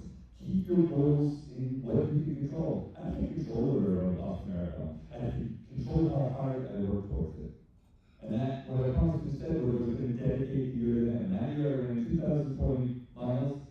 I qualified for Boston. I won my first national marathon championship, but most importantly, Tracy, that's the last slide, flip this one. I finished Boston 1 year later. Because failure is temporary if you choose to not quit. If you choose to just honor that setback and work towards it. And the people that I have been my team, both lines, Peter and Christine Hood, he did the first half, she did the second half. Right? Find a way to do it, use your team, and get to wherever your destination is. Right? Tracy can ask you to go to the Great Day slide, that would be my last slide, but I know I'm out of time, I'm sorry for that. I'm going to show you this Great Day slide because, right, I think doing good work, doing good service, makes us feel good about ourselves, makes our world a little better. I think there's a lot of reasons why we should set goals that are hard and make our world better. But I think what we fail to appreciate is sometimes there are amazing gifts on the way. It could be a conversation you have. In this case, I was climbing a mountain, not for this magic moment, but on the mountain, this bridge lands purchase you've done, if I had more time, it's gonna get fully over in my hand. But here's the thing, right? I didn't expect, that's like a Pixar film or a Disney film. And that person in the background, that was my front background, and at the time, fancied himself a manly man, never show emotion, but look at the awe and wonder on his face. There's magic on the path when you do good things. You're already doing that. But when you lose a little bit of your inspiration, a little bit of your motivation, and you're struggling, well, certainly reach out to your team. But more importantly, reach out to yourself and remind yourself you're stronger than you think you are. Everything you do can make a difference. And just do the little bit you can. Right? I love my life, I've done some amazing things. And today isn't about me. Today is about all of you, what you're going to do, what you're going to bring back to your clubs, and how these lines are going to change the world. And how do you do it? Not above you, not beneath you, but with you. Thank you for your time.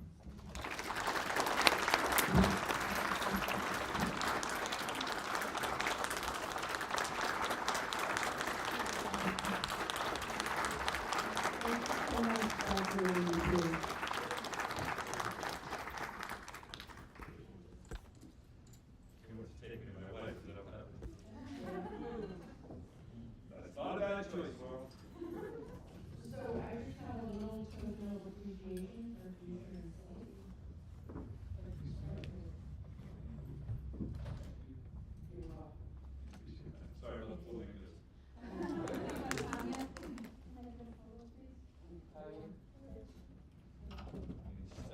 Give me 1 second to move that foot out of the harness. Are we together? Can I point my hand and shoulder? Where are you? Can you say hello? Oh, well, the person with the camera specifically. Oh, there's cameras all over. So there. Great. Thank you.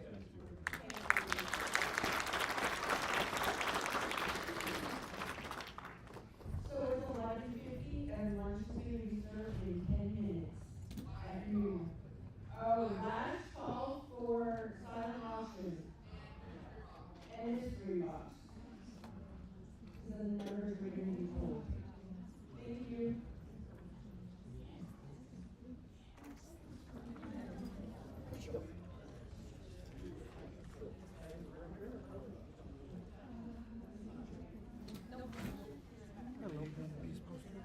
What? I don't know. I have no idea. How are you doing yourself? Good. Doing good? Mm-hmm. Behaving? Yep.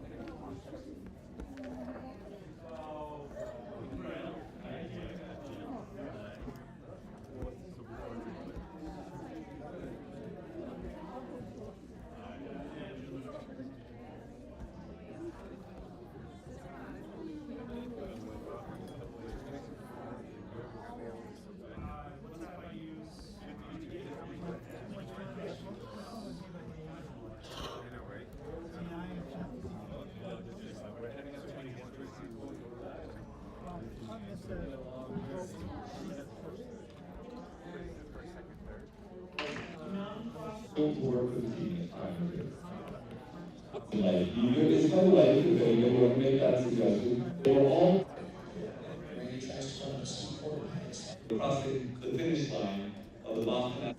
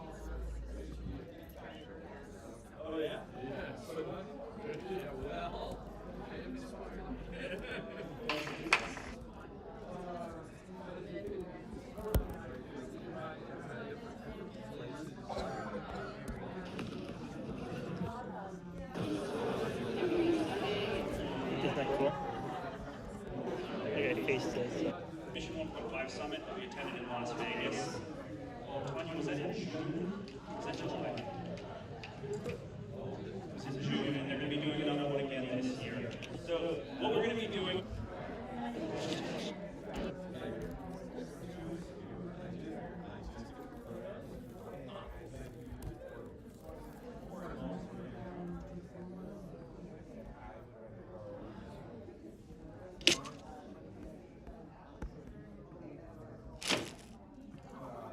Yeah, I was having some trouble with my camera.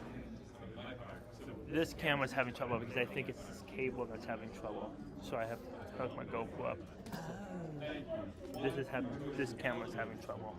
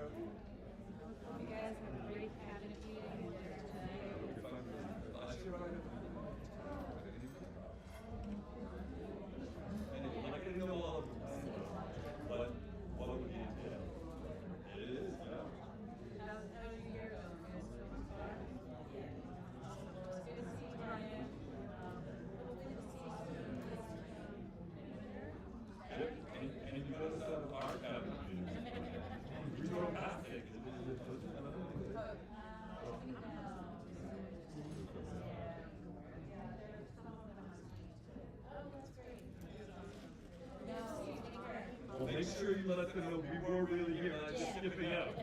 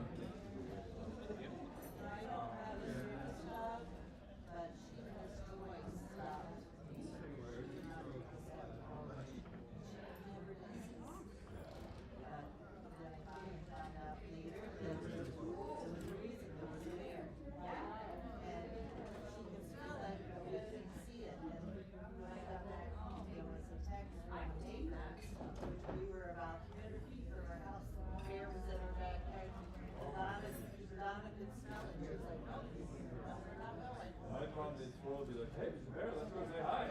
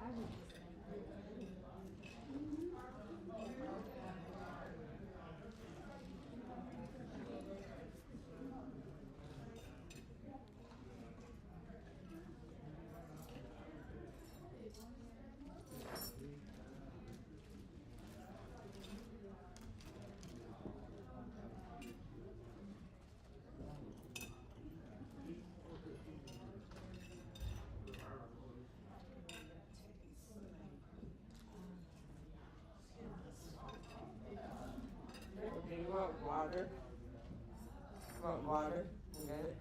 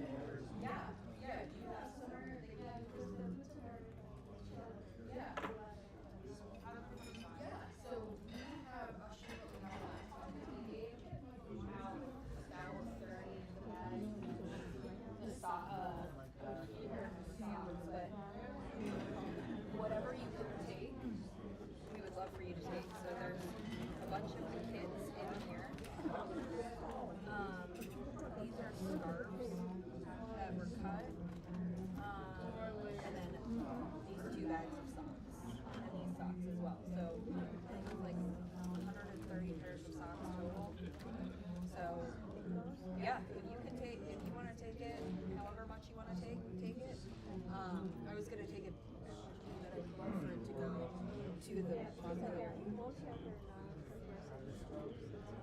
Yeah. Yeah, yeah, so please take these with you. I believe Sue does not need this bag back. I don't need the other 2 bags, so you can take all of the bags and with you. Yeah, yeah, thank you for being willing to take it. And I can help you load it in your car whenever we're done and stuff. I'm finished, so if you are finished as well, I can help you load it. Yeah, okay. So Jane mentioned that you have a pattern. Yeah. No, I am told that reach out to you. Oh, okay, all right. Yeah, so I think that I have to modify the pattern just a little bit, but I'm gonna really do that probably in the next 6 months. that's fine, because our next project would start to be customers. Oh, okay, yeah, so I will send that to you, once I modify it, probably. That's fine, Yeah, okay, cool.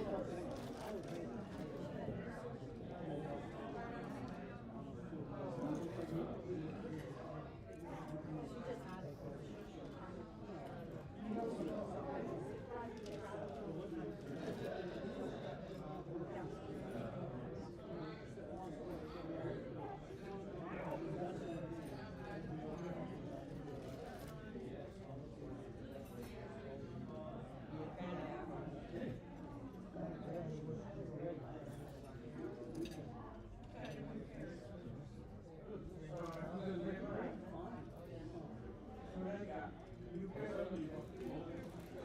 you.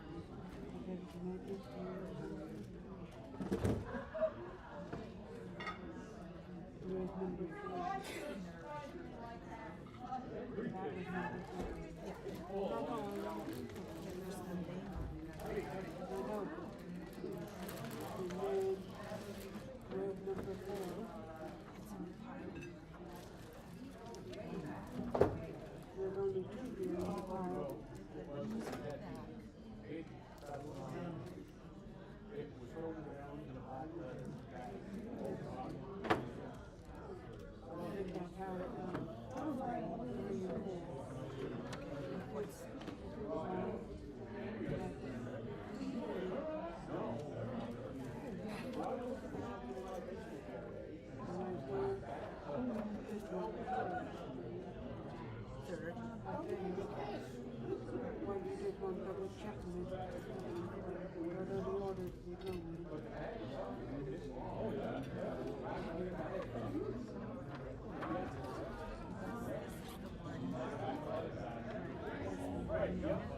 Yes, it's that. I don't know who brought it.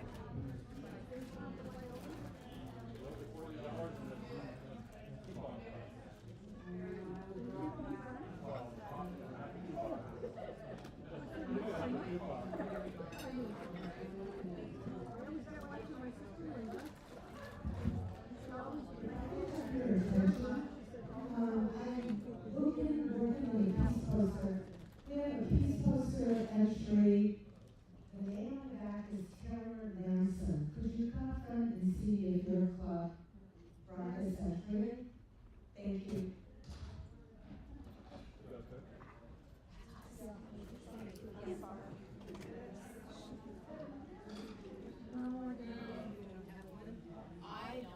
Okay. Betsy might. Do you have the label? No, we don't.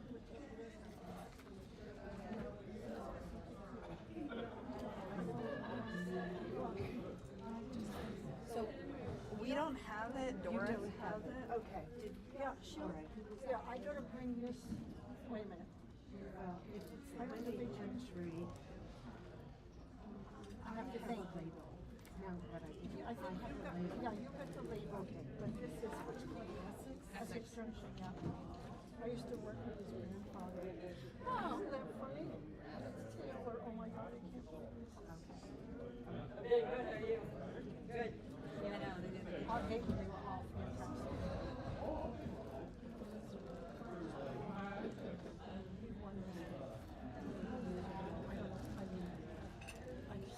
There's a new art teacher. She called Doris and she says, Doris, I might have one or two entries. And she called, she's like, yeah, thank you. Good. Okay. Sarah, did you get the pins from Travis? Not yet. I'll buy them.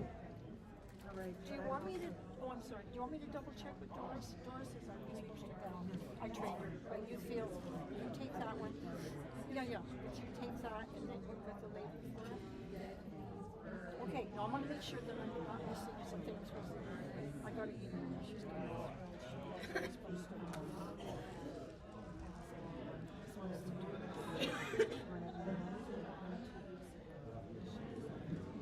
I'll get 2. 3.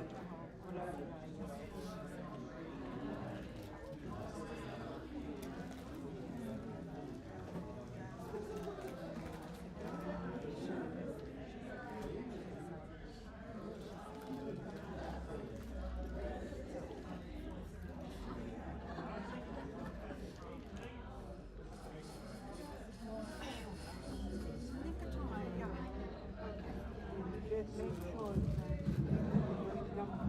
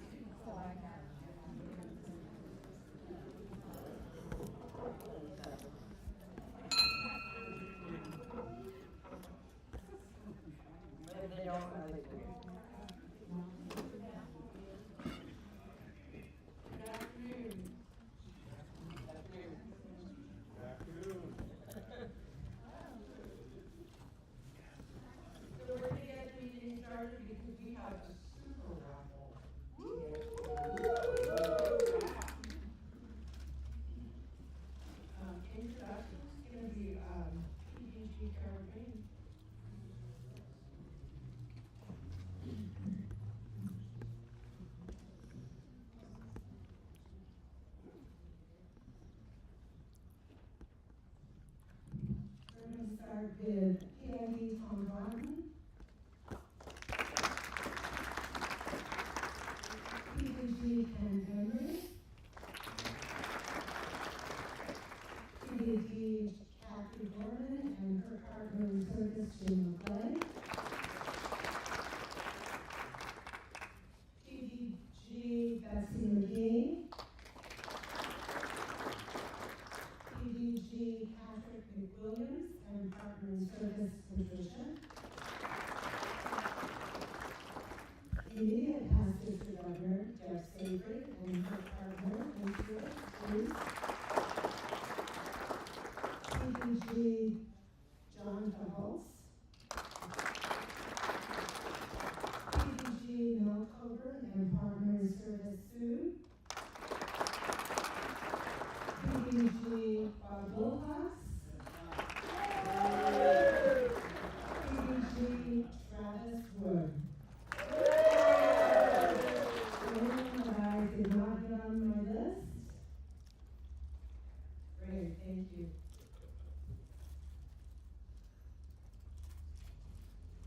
So while I'm up here, I will also do roll call. Arlington.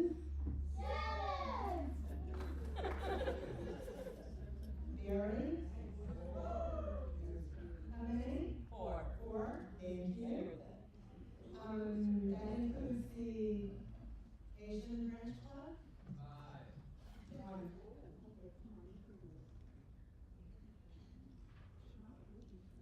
Brandon Forestdale? Two. Brattleboro, Castleton, Champlain Valley? One. Colchester? Four. Deerfield Valley? Enosburg Falls? Essex Junction? Six. Georgia? Granville? Granville?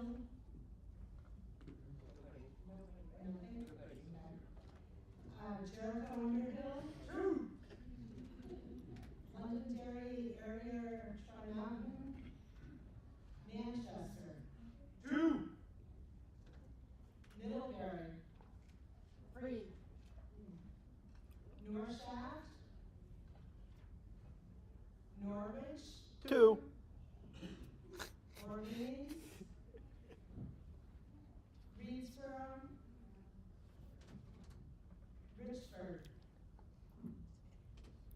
Royalton area? Five.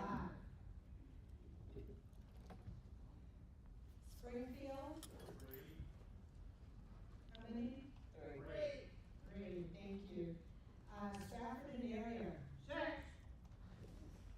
Swanton and Missisquoi? Troy and area? Six. And Valley? For Gems? Two. Williston? Windsor? Did I forget any club? Great. And,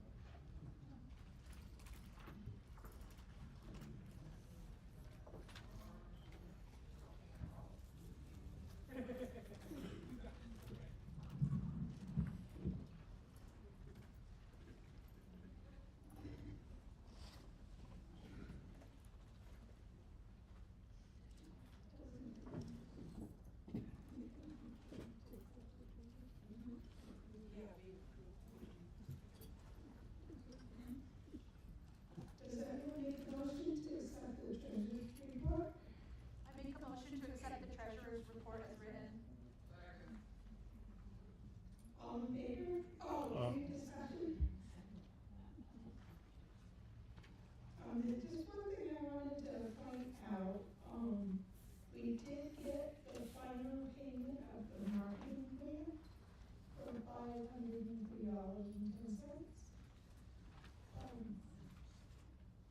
I'm not sure who uses that, but it just wasn't okay. So that's all I have to point out. All in favor? Aye. Any opposed? Thank you.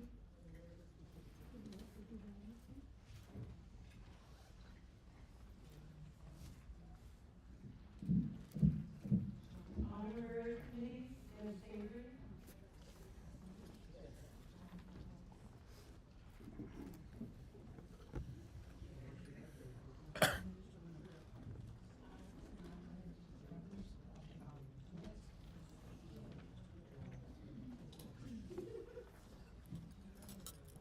Good afternoon. Okay. For Rotary, I will not report in depth here on individual presentations, but will, to the best of my ability, for the highlights as we will get to hear about individual reports later on. This meeting commenced with District Governor, the District Governor, Vice District Governor, and Second Vice District Governor, and 6 other past District Governors present. District Governor Tanya started with stating that she has put her energy of late into the planning arrangements of the super raffle, which you'll be able to experience later this evening. I speak from experience to say that hundreds of long hours go into the planning and execution of this event by this committee of dedicated individuals, and this year promises again to be one of fun and successful fundraising for LCIF. District Governor Tanya has also been busy planning and the spring convention, as anyone who has planned for such an event has this full of tasks. There's always snags and setbacks. District Governor Tanya has been able to iron hers out, which promises a fun and enjoyable event for the first weekend of May 2026. First and second Vice District Governors Drew and Lucas gave updates on their respective projects and activities. They spoke of the trainings, meetings, and projects they have underway. Briefly, they both reported on various strategies they have been working on to enable District 45 to better operate in more effective and productive ways. These two Vice District Governors both reported on how they're laying the groundwork for a district that will now and in the future bring District 45 to a point of excellence and efficiency, and one that will be able Vermont lines to grow and expand now and in the future. You will hear much more about this in January 1st. Pastor Jordan Travis reported on the various trainings that have been and will be available to District 45 leadership. Plans to get our lines prepared and more knowledgeable about how to be productive and successful lines are well underway. We promise to establish this district as one of advancement and growth. Reports were given about specific clubs that are in need of support, while others that are moving forward with new and inventive ways for growth and stability, guaranteeing that District 45 is definitely moving forward. District Governor Travis, wearing one of his many hats, reported on the status of the LCIF. He reported that last year District 45 went well beyond the goal that was set for us, and stated that this year we as a district will exceed even this year's goal. Business Union and Disaster Relief Committee reports were also given. These reports will be presented later in this business meeting. I'm sorry, I got a blur to breathe. I don't breathe much. Breathe. One of the importance of the goal that was set for us, we stated that this year we as a district will exceed even this year's goal. Business Union and Disaster Relief Committee reports were also given. These reports will be presented later in this business meeting to address this issue.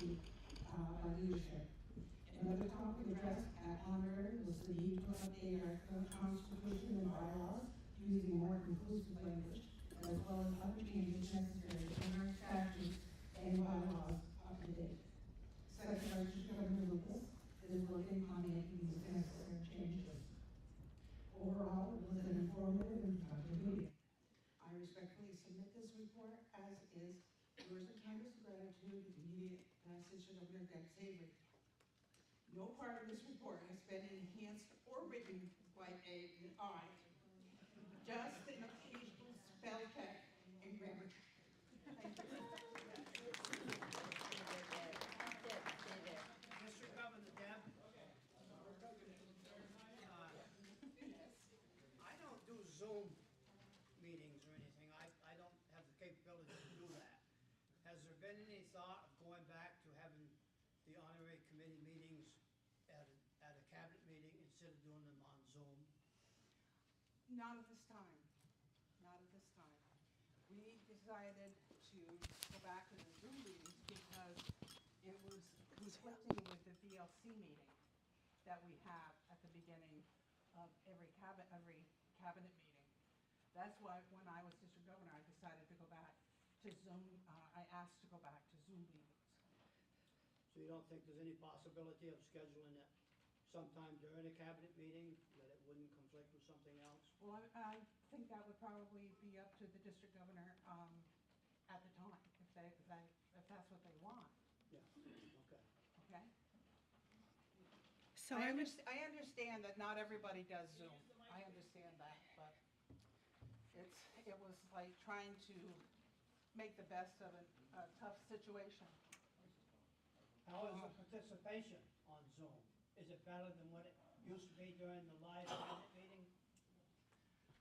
Sometimes. But, yeah, like I said, it would be up to the district governor to decide if that's what they would like. Yeah, I understand that. Okay. No, you're done. Thank you. Sorry about that. So, I would like to ask immediate past district governor to stay just a minute.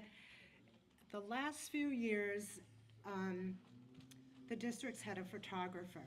That photographer has put together something for the past few district governors, and she has something she would like to present to Deb.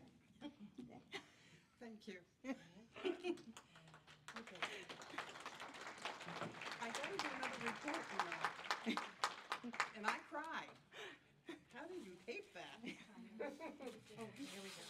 There you go, you got it? I got it.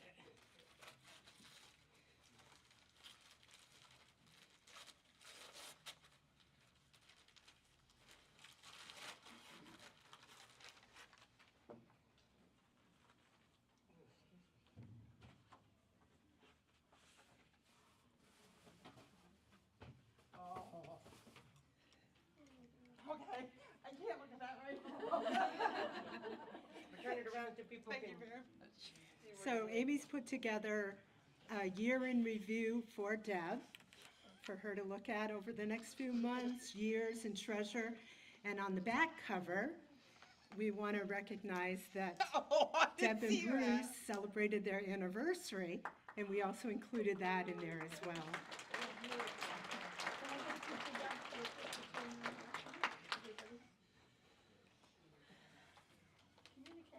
Communicate. Thank you. Thank you, thank you. Thank you. You could have given me some morning.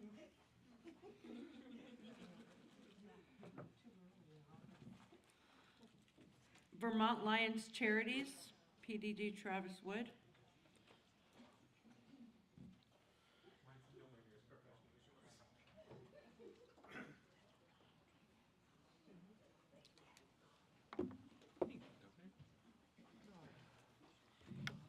Good afternoon, everybody.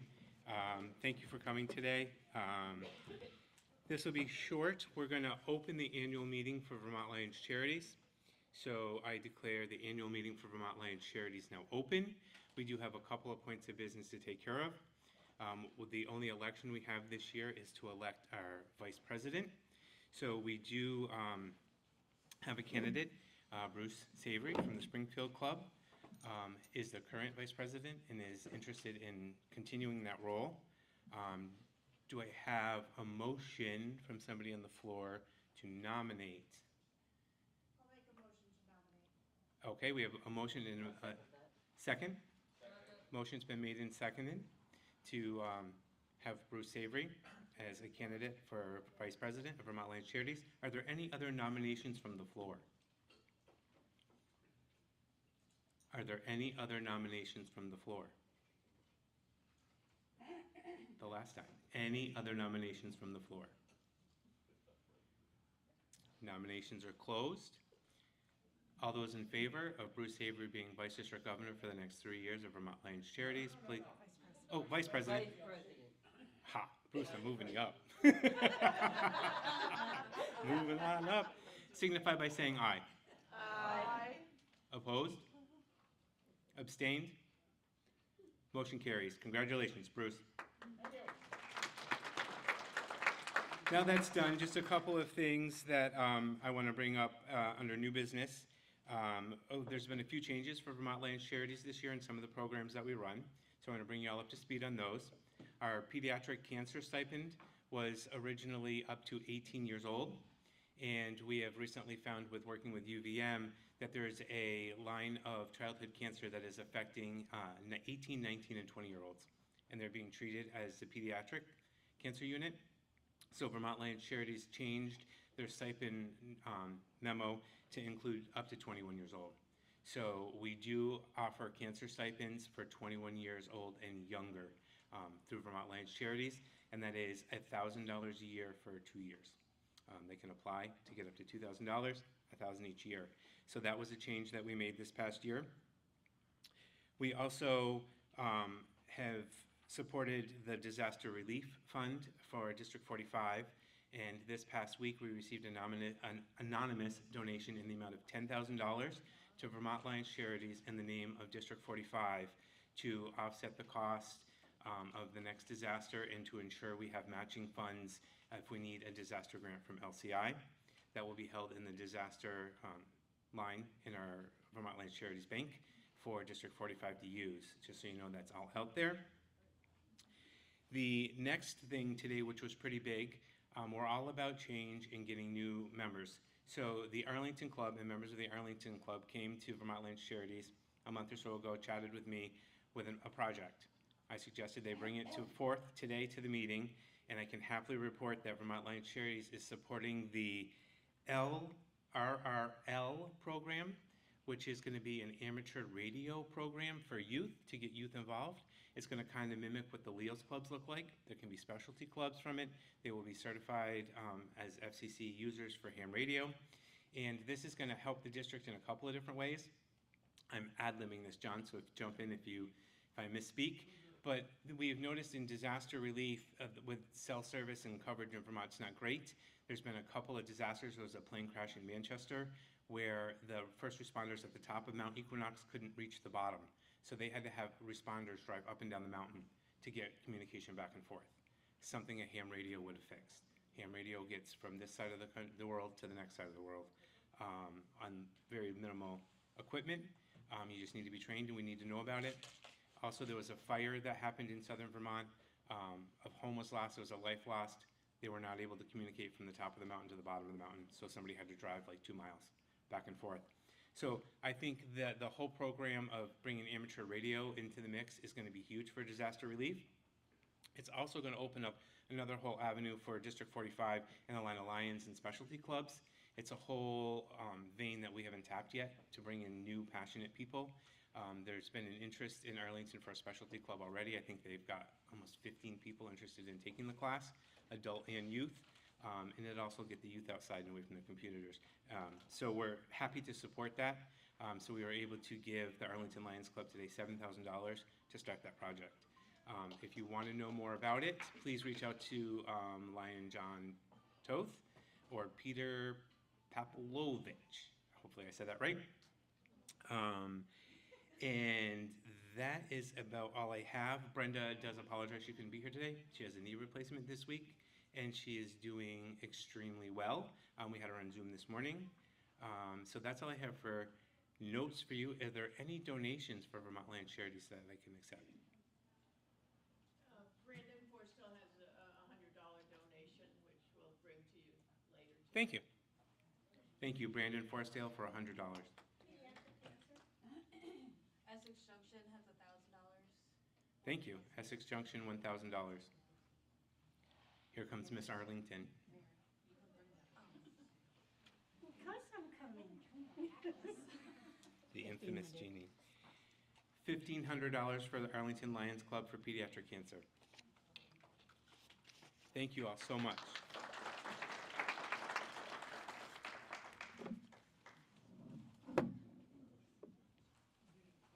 Oh. Can I have a motion to close our annual meeting? Motion accepted. Thank you so much.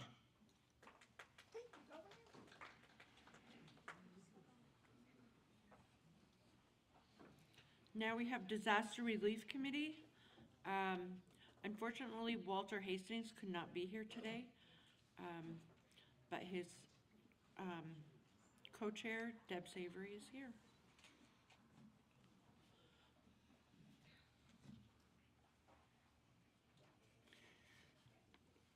Good afternoon again. The Disaster Relief Team, DRT, is well underway, established as a vehicle to support by District 45 during times of disaster and need in Vermont. PDG Walter has been very busy getting the word out to agencies throughout the state, informing them that we are preparing to be a useful tool for our neighborhood, our neighbors, if and when the need arises. PDG Walter reports that these other agencies are excited about our disaster relief team, the creation of depots throughout Vermont, and what we will be able to provide on a moment's notice. We've attended zone meetings and hope to travel to other district meetings to get the word out about this much needed unit.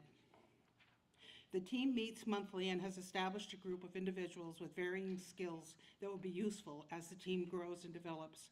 We have established a momentum that is quickly growing, enabling us to start creating a team that will soon be able to start creating the depots, stocking them with the appropriate needs and supplies specific to the various areas where these depots will be located.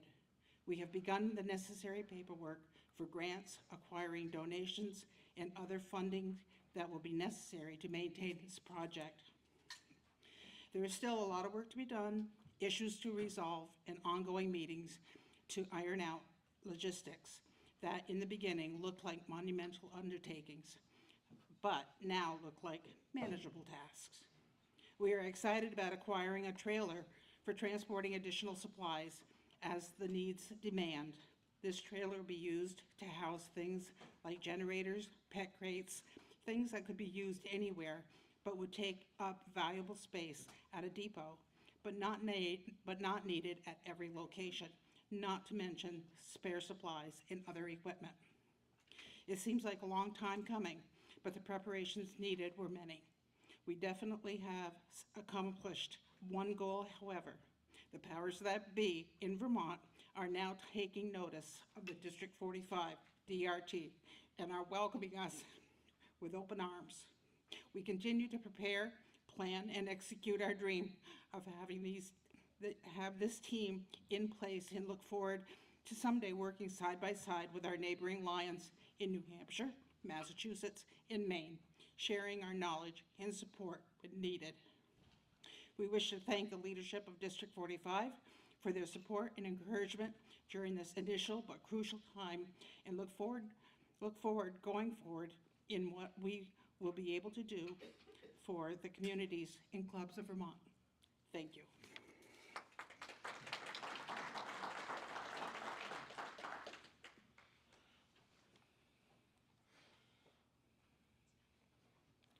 Leadership report.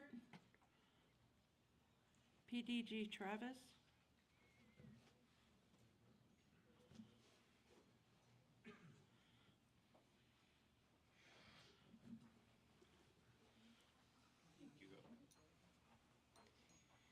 Hello again. I'm happy to report as GLT for District 45 that we have secured our next endorsed candidate for second Vice District Governor-elect coming up this year. We do have 3 more individuals that are interested and on the leadership path to fill in for the next 3 years for district governor.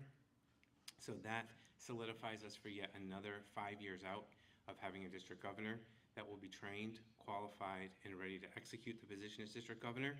We started this back with PDG Kathy, and it's been an instrumental task and feat, but training people early and getting them on the path and start talking about leadership, I think is truly proven, especially this year and in the next couple of years, the transitions and the changes that we're going to make District 45 strong in leadership and actually leading the way in many ways in New England, in New England Lions Council.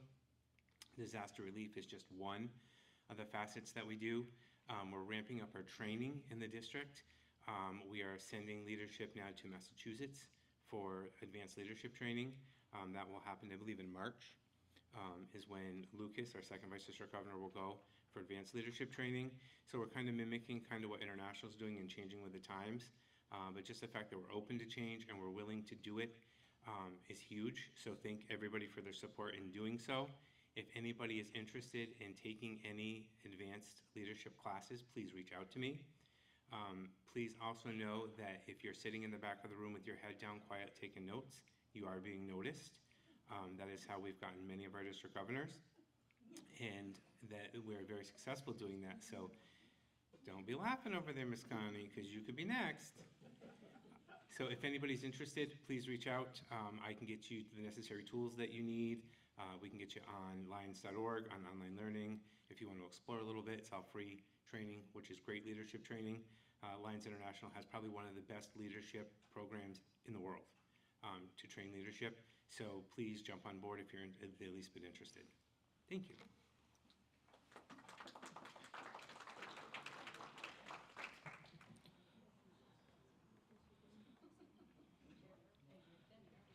Global Service, Lion Mary, and Lion Sue.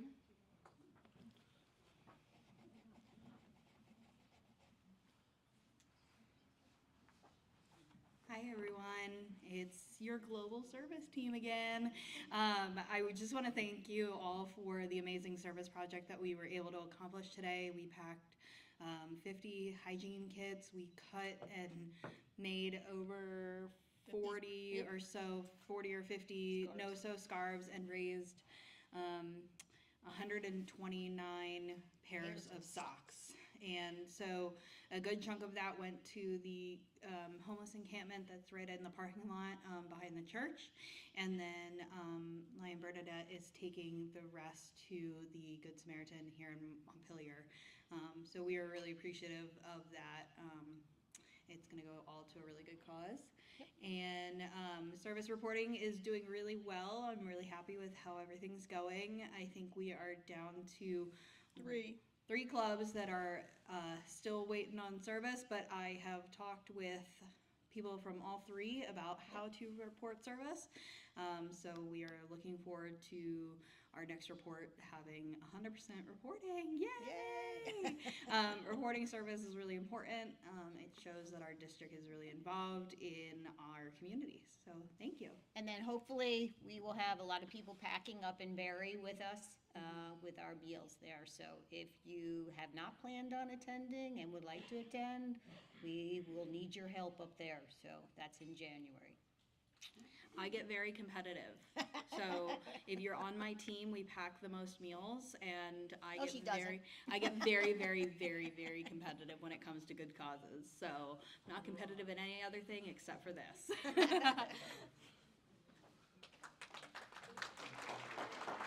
Thank you. Excuse me. LCIF, PDG Travis.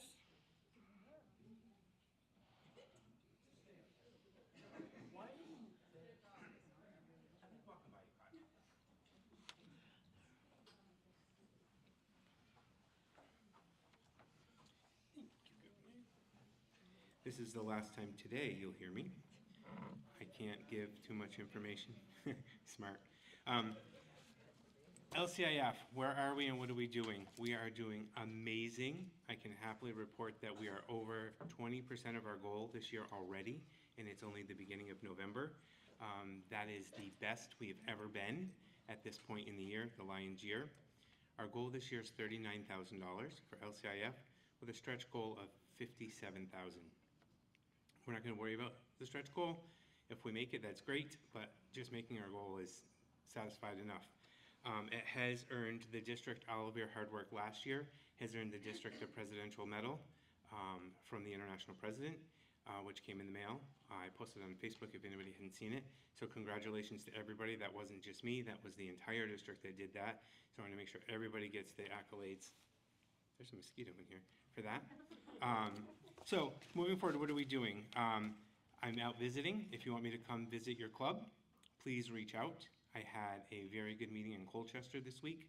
I'm going to Stratford area. I'm coming for you, Mel. And That's my night off. you don't get a night off, you're retired. So I would love to come to your club this afternoon in the back and today and all weekend. I do have the second year District 45 LCIF pins. It is a replica of, I believe, 2007 District Governor pin. It's a license plate. 2004. Thank you, Drew. If you ever need a pin made, on a side note, reach out to First Vice District Governor Drew. He's absolutely amazing and does it in minutes. He is the one that designed our pins again this year. They are $10. What that gets you is a donation to LCIF in your name with your member number. So one thing I forgot to say last year that I guess I never really thought of was you're going to get a letter in about 45 days that says thank you for your donation to LCIF. It's for the pin. If it's in the amount of $10, it's for the pin because I report it under your member number so you get the credit for it. Why do we do that? Because if everybody in your club buys a pin or your club donates enough money in every member's name to LCIF, your club is eligible for a 100% participation award from LCIF, which is just another little accolade that says we care and we support LCIF. So this pin helps in that endeavor. For those of you that may not know or have not heard, tonight is the largest fundraiser for LCIF the district does. I just want to give a huge shout out to this year's chairperson, Dr. Lyons Sabrina Perry. She's done an amazing job with meetings. We have currently sold 130 tickets for tonight. That is the most ever prior to the event. I think the most we've ever done historically is 133 tickets, period. So we will probably sell another 10 tonight between the raffle, so we're going to exceed that. We also have over $14,000 in prizes to give away tonight. That is the most ever. So if you don't have a ticket for the event, it is not too late to reach out to Lion Sabrina, Lion Melinda, Lion Drew, myself. We can get you hooked up with tickets. Unfortunately, you won't be able to get a meal, but you can get a ticket to get in on the $14,000 worth of prizes. So again, thank you, thank you, thank you. We have made a difference at LCI. We are getting noticed, and that will help us in many ways beyond just supporting LCIF. So thank you again. Thank you. Are there any donations to LCIF? I can accept those now. Thank you. Essex Junction Lions Club, $1,000. This will be a personal, so I can get my own Melvin Jones for someone. Absolutely. Jackie Dutel, $1,000. Thank you all again. See you tonight.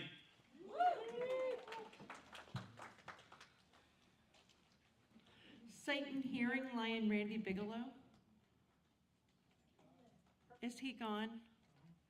Okay. Lions Twin State Soccer, Carol and Patrick.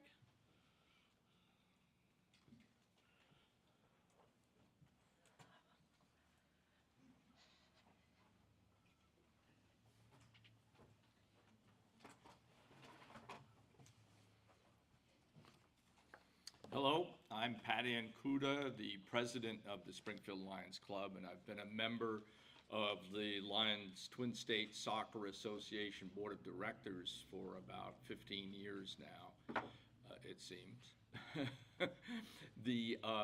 I'm also the announcer of the game. If you were there, you probably heard my voice quite a lot. The last game was played in Hanover this past July 26th. The Vermont women's team won 3-1 over New Hampshire. The men's team, however, in their 50th game, it was the 50th anniversary game, Vermont lost to New Hampshire 2-1. John Toth was there. There he is, right there with his crew, providing excellent food services there. And Lion Cheryl Brush is a member of our board. Kyle is a member of our board. You're a member of our board, too. I'm afraid, yeah. And the reason why she's up here is to help me make a presentation to Lion Travis and Vermont Lions Charities of a check. I told you. Okay, so. A giant check. Yeah, we got a big one. You should just stay right up that big one. Oh my goodness. Yeah. There you go. $10,000.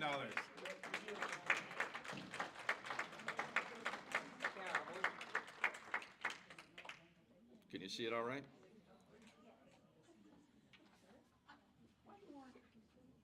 One more for good measure. Thank you. Thank you. You can.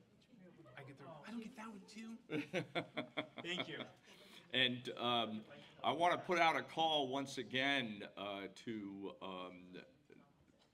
District 45 Lions Club members that are interested in soccer. Even if you're not interested in soccer, we need more directors. We're aging out. Some are pretty soon are not going to be able to do it anymore. Not me. I'm still going to be there probably. But there are going to be others that are going to be leaving, and the same is true in New Hampshire. They're dealing with that at their side. But we no longer have a camp. This isn't a commitment like it used to be, where you went to camp and you stayed there for 4 or 5 days and took care of the kids and all their needs and all that stuff. We don't have that anymore. The game is played on the same day both games are played. Right now in Hanover, which is a convenient spot for both states. And again for next year. And again for next year. Thank you, Kyle. We'll be back in Hanover. But we desperately need to get some more people involved. It's a great time there in Hanover. Like I said, Arlington's right there with their food service, and it was fantastic this year from everything I heard from where I sat. The thing is, too, that because we've downsized it, we've been able to raise a heck of a lot more money to give to each of the charities. Vermont Lions Charities got a check for $10,000. New Hampshire Sight and Hearing got a check for $10,000. We split, and we still had money in our account to start this next year. So it's very important that we get some, particularly if you've got kids that played soccer. We'd love to have you come out and join us. Our meetings are by Zoom now entirely. We very rarely have an in-person meeting, only our annual meeting in September, and that's usually in Lebanon, so it's not that far away. So thank you again for all your support, and hope to see you out there. If you haven't seen it, this was the newest booklet, full color all the way through, created over in New Hampshire. And if you want to buy a history book, we can still sell you one. Yeah, Rob Grable, the coach from Hanover, is writing a history. He was right in at the beginning of the creation of the Lions Twin State Soccer Games, and his books are available. So if you're interested, just get a hold of me or anybody else on the board of directors, and we'll see that you get one. Okay, thanks again. Thank you, Carol.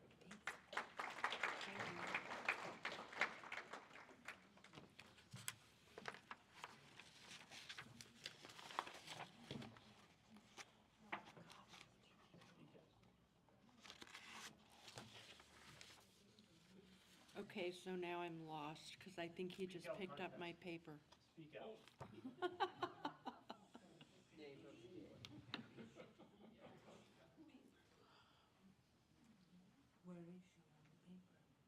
They say you skipped the membership report, but I see you crossed it out. I crossed it off. So yes, he just noted that I skipped the membership report, and that's because PDG Walter is not here today. Speak Out contest, PDG Ken Emery.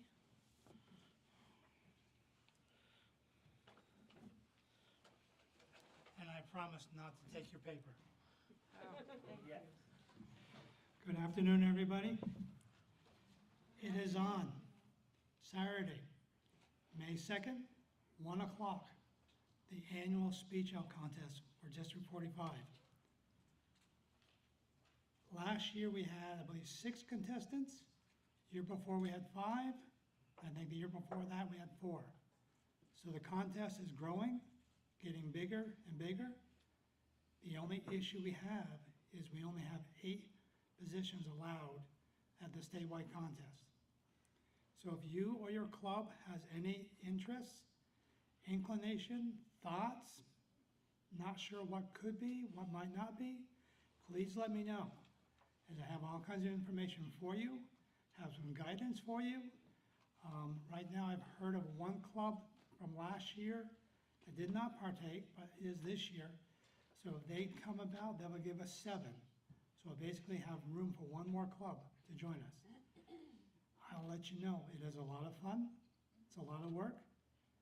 The big key, the reason I do this, as everybody who comes up here to talk, it's not easy to be able to talk to everybody.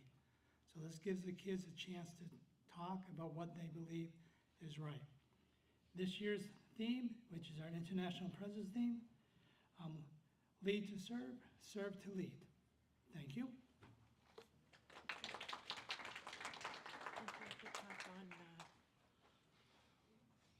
Traveling Lion. I'll come back. Okay. New England Lions Council, past District Governor Kathy Dorman.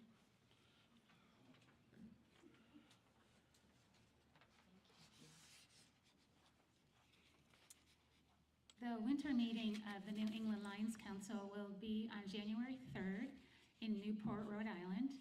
The theme is membership, and First Vice District Governor Drew will be giving a presentation during that meeting. And then also that weekend, the Lions of Rhode Island, District 42, they are planning their state night also on January 3rd and their midwinter breakfast on the next morning. So pairing it with NELC, hoping to draw some attendance from NELC to their meeting. The spring meeting will be held on June 6th, and this will be held in Bennington at the Bennington Elks Club, the same place we had it a few years ago. That's a good venue for us, location-wise. The theme will be leadership. And attending New England Lions Council meetings, it's not just for the current district governor and first and second vice district governors. It's also for PDGs. It's really for any Lion to come and learn and meet new people from throughout all of New England. So I welcome anyone to attend. Information will be in the communique. Thank you.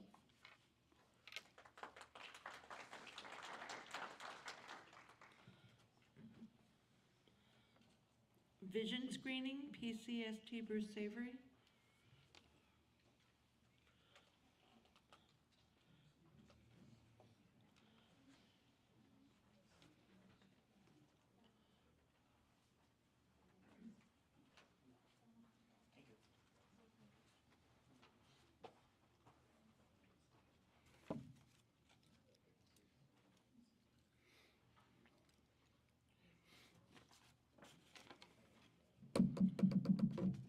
Okay, this report I have is the figures I've received so far as of the date 11/6/25. We've had 103 sessions, 10,993 students screened, 1,320 referrals, and that's from 10 clubs reporting so far. If you have not, if you've done screening and haven't reported yet, send them to my email so I can get you on the record. Does anybody need vision screening stickers? You got yours? Or she got them? Okay, thank you very much.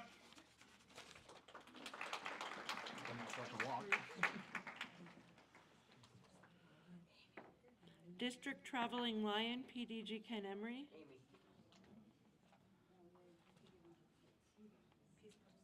Peace poster? Let Ken come up and then I'll do peace poster.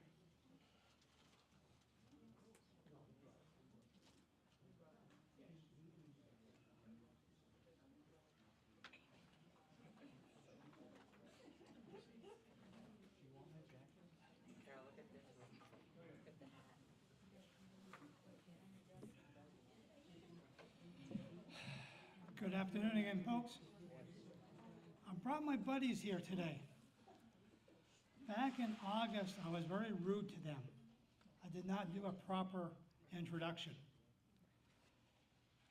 These folks here are to try to help create more interaction amongst the members of District 45 beyond cabinet meetings. As you all know, when we leave here, our Lions life still continue. And there are a lot of Lions out there who want to serve their community, but also want to serve other parts of Vermont and all that. The way to do that is to interact with other Lions. How do you do that? You meet with them. Now, meeting can be in person, but they also can be meet through Zoom or through telephone calls or emails or whatever. So we came up with three, under the direction of District Governor, 3 traveling Lions. The first one I introduce you is ZM. This is ZM. He is meant to be for zone meetings. Trying to get people to attend our zone meetings to learn more about what's happening in their own little area. Example, Zone 1B, I believe, which is 4 or 5 clubs in the Chittenden County area. And how many Lions did you have at your meeting, Queen Lion? I mean, Zone Chair Melinda? I think 30 or so. 30, which is fantastic.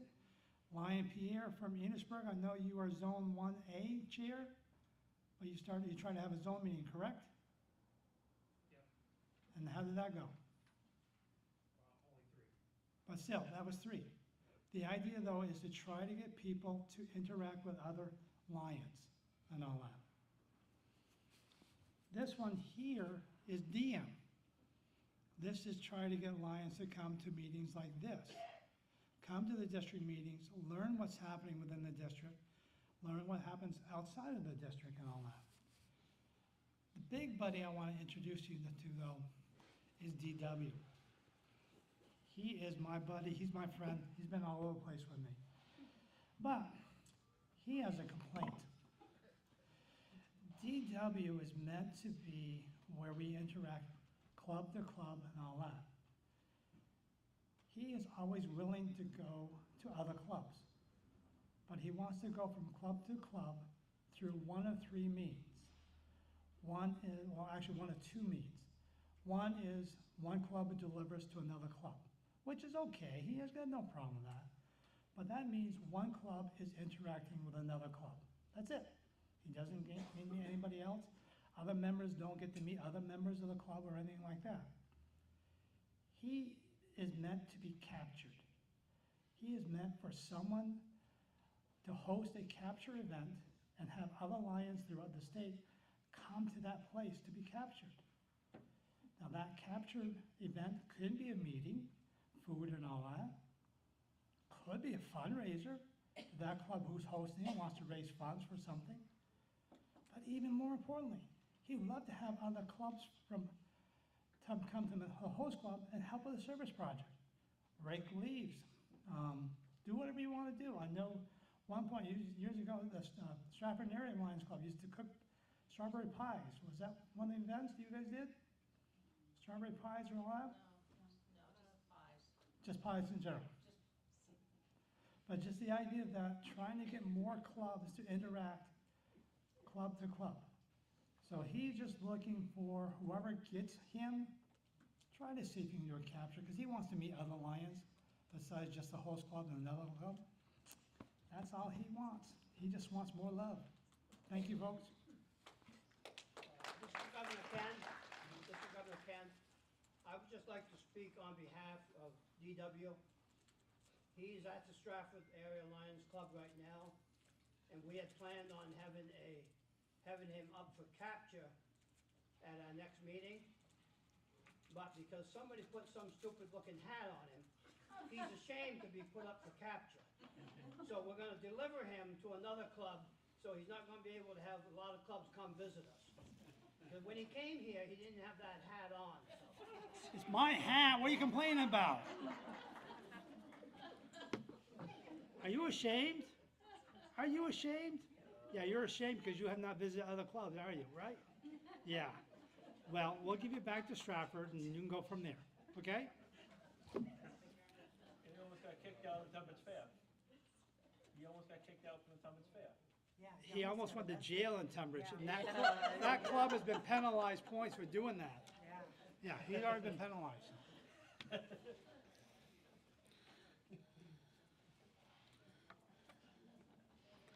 Fundraising? Hey, right over here. Do you want a microphone? Do I need it? I don't know. Can you hear me on the other side of the table? Can you hear me over there? Yeah. Okay. Let's start with the 50-50. That's the blue ticket. So everybody dig out their blue ticket.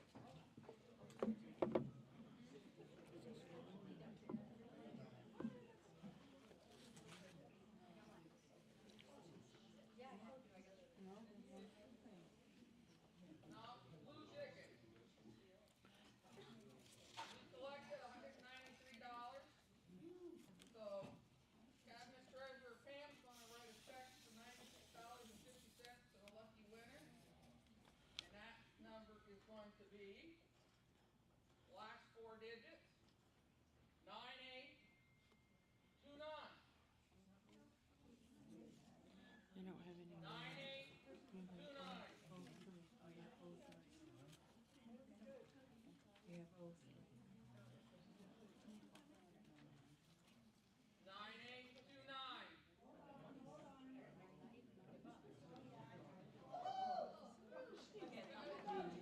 Jeannie.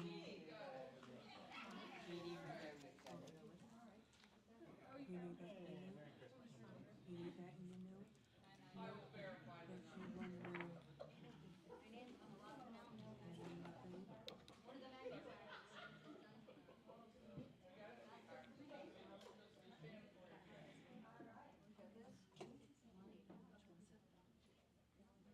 Okay. All the lovely stuff that was here for the silent auction, most of it's gone. There's two items here that haven't been looked at or claimed.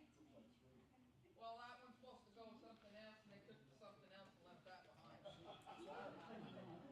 So, silent auction netted us $234, so thank you very, very much. Yeah. And let's see, I've got some t-shirts here from the archives. Vermont Lions Charity Walkathon, which we used to do back many moons ago.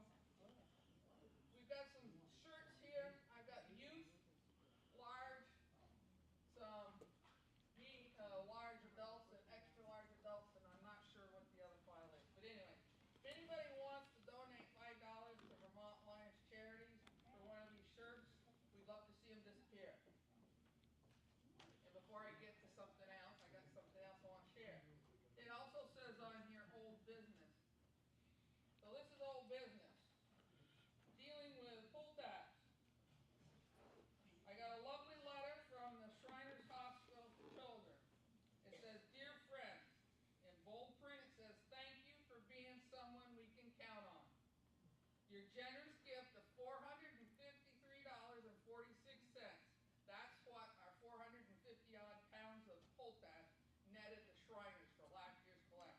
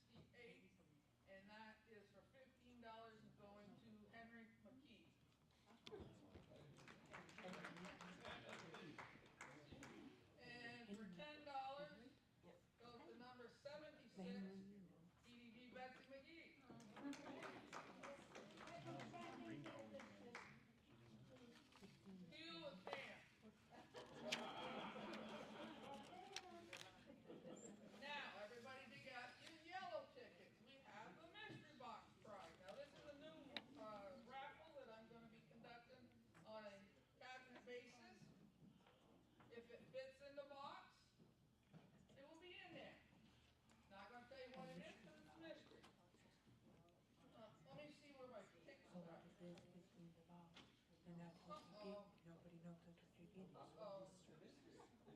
Yeah. You know what I'm gonna, oh, I ain't fair. I think I threw the damn thing out, tell you the truth.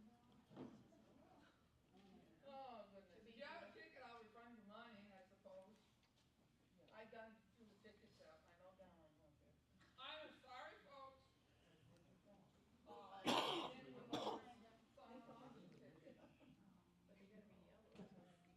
I tell you, I'm losing it big time, trust me. Do you want us to just trade tickets?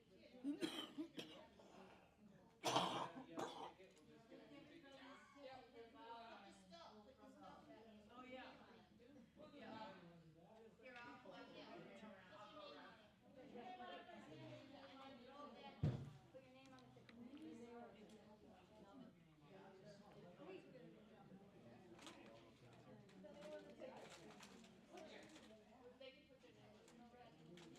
Yeah, that would be good. I have a yellow ticket, put your name on it, and it's been collected. Karen, when you get Kristen here. Sorry, guys.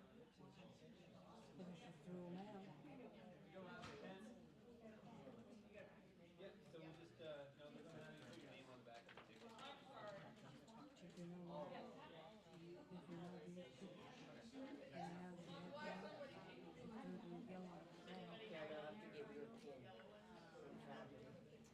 Anyone need a pen? Oh, yeah, I've already drawn the number. I've already drawn the number, that's the problem. Everybody take their tickets back, please. I have the number right here. That's why she threw me down, lose the way. Exactly. Reverse order. Silence, too. I am lost, trust me. Hey, good for a laugh. You know, they say anybody that's not crazy can't make a mistake. Only those that make mistakes are doing something. Everybody got their tickets back, I'm sorry. We all sat down?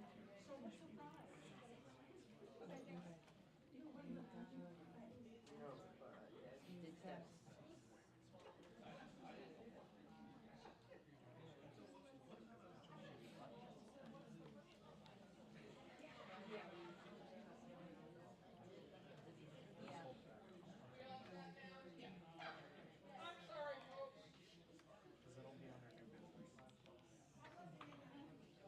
Everybody got their yellow tickets back? Yeah. All right. Last four numbers. 5341. 5341.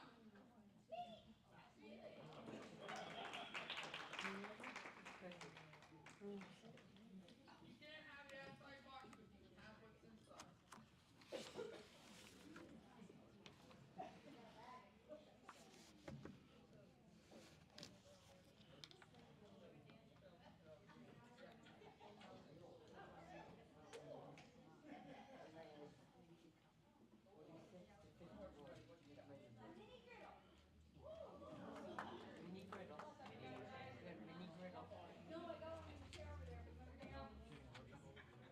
Thank you, folks. Sorry I made it so dramatic. Yeah, we can do it right now. Okay, whatever. Honorary, what is it? It's a history book. It's a history book.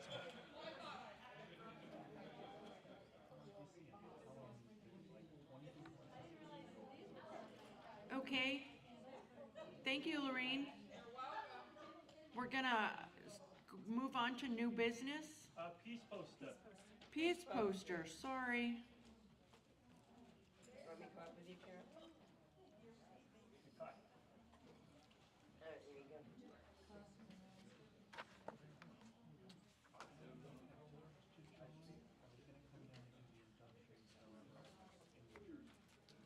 So this year, we had 6 entries into the Peace Poster Contest. And the theme for the contest was Together as One. So out of the 6 entries, we have the top 3. that will receive, the top prize will be forwarded to LCI, and the 3 will also receive monetary gifts from District 45. So, third place is from Arlington.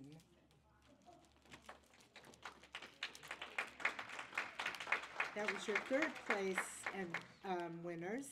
The second place entry was from North Shaft.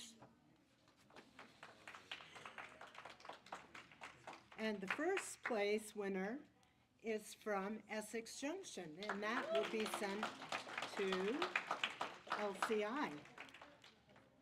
So thank you all, and the treasurer will be getting checks off to the recipients. We have their information on the posters. So next year, if you would like to participate, please start early. Once the kits go on sale, they can be purchased physically or digital.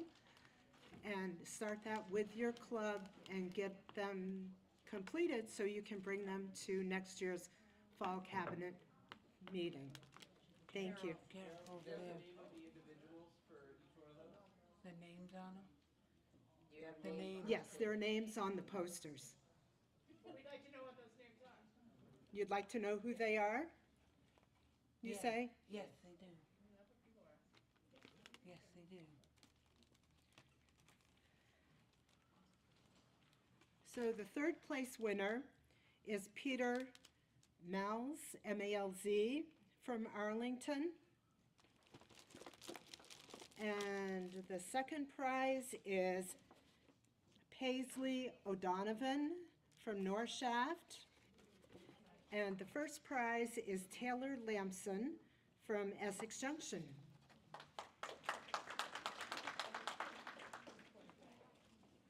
Thank you.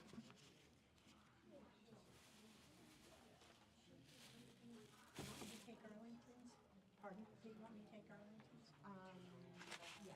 Should we wait for her to- Past International Director Tom Broughton would like to speak.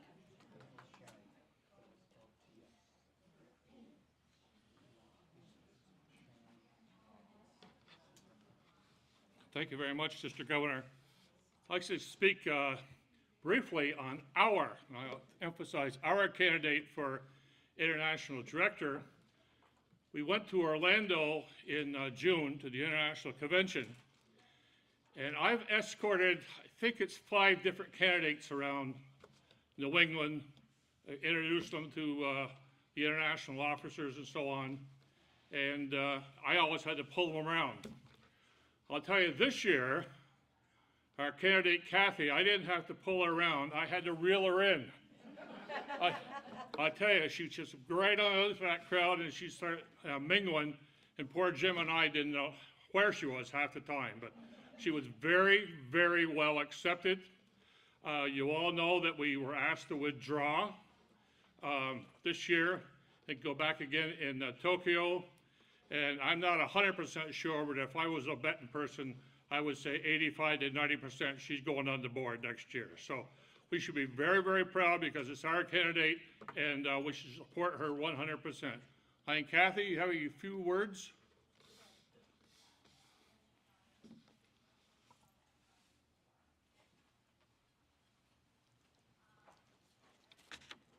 So I will add to Tom's story about being at the convention.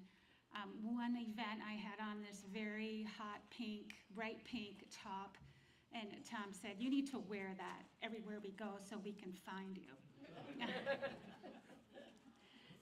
So thank you for those kind words, Tom. Just to let you know some of what Lion Jim and I have been doing and some of the places that we've been going since actually a year ago when you voted to endorse me for International Director. So since that time, we attended 14 district conventions and midwinter conventions from Maine down to Maryland.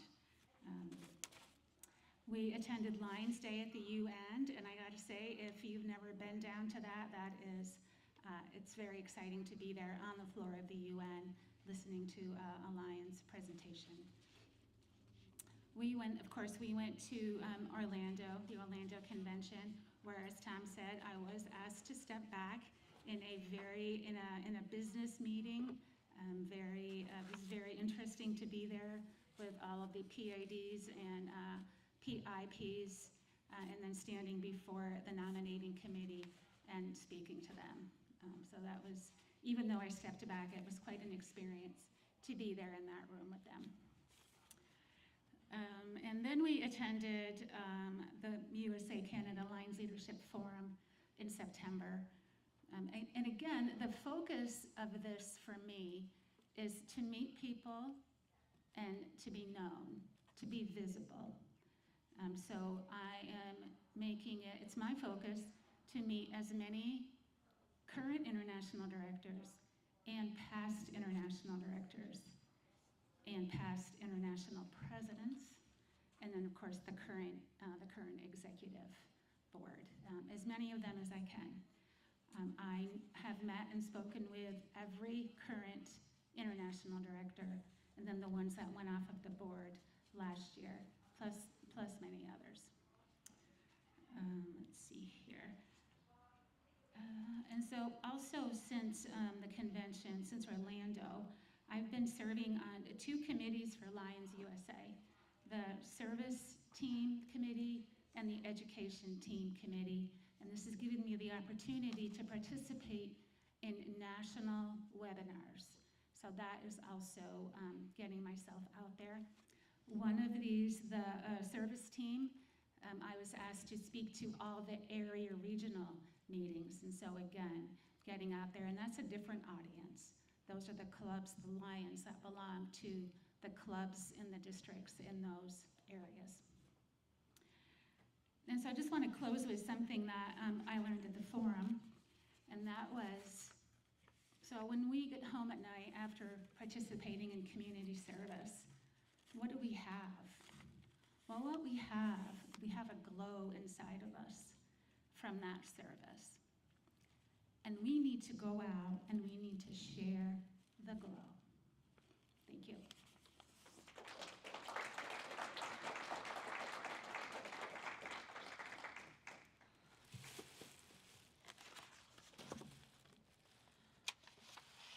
So I've had the privilege of helping close out a service grant that the Virgins Leos received for $5,000.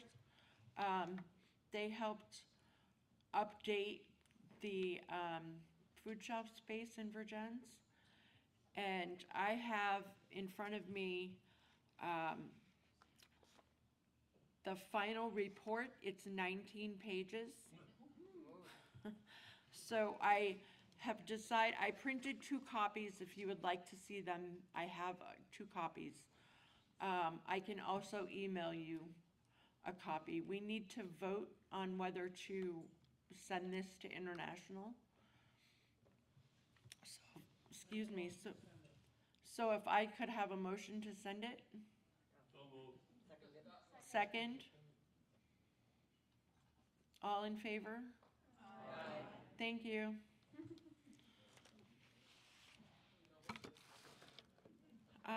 I have some awards to give out. And these, Tanya? what? I think she's Melinda. Yeah, I know. Okay. I'll get there.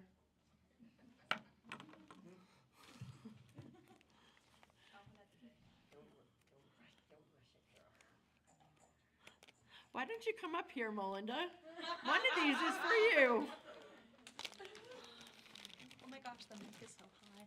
So I have the honor and privilege of recognizing 2 clubs in the Club Excellence program. And the first club is Colchester.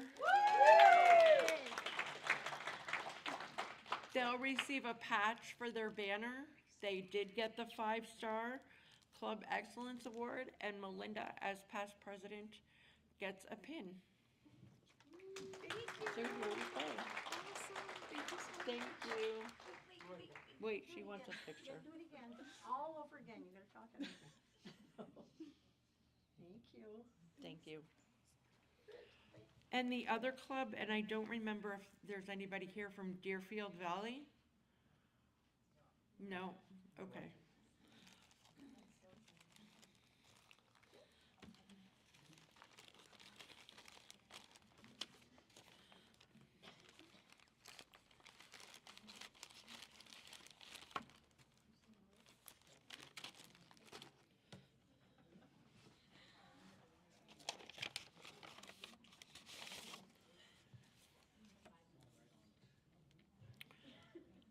So this is a Mission 1.5 award. Dear Lions Club of Manchester, it is our honor as your Mission 1.5 steering committee to recognize your club's extraordinary membership satisfaction efforts during the Lion Year, leading to 100% member retention in your club. Woohoo! Go Manchester! This prized Mission 1.5 award is a symbol of your club's inspired commitment to keeping Lions strong and reaching our historic membership goal of 1.5 million members worldwide. Your contributions have helped set a new standard of excellence and continue to inspire other Lions to make their clubs welcoming and engaging for all members, new and established. Please accept our personal congratulations for achieving this outstanding membership growth milestone. Your hard work and dedication to Mission 1.5 will help us serve more people in need. Congratulations once again on your remarkable achievements. Yours in service, and then there is a bunch of signatures at the bottom. So congratulations, Manchester. Bruce was here, but he had to leave today. Today's his birthday. Your bow tie. Oh, you want it in the picture? Now it's crooked. Don't go anywhere.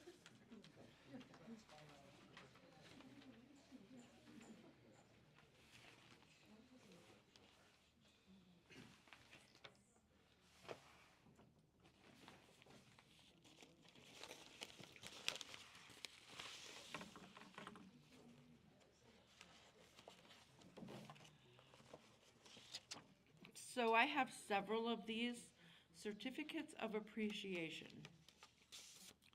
These are awarded to immediate past club presidents.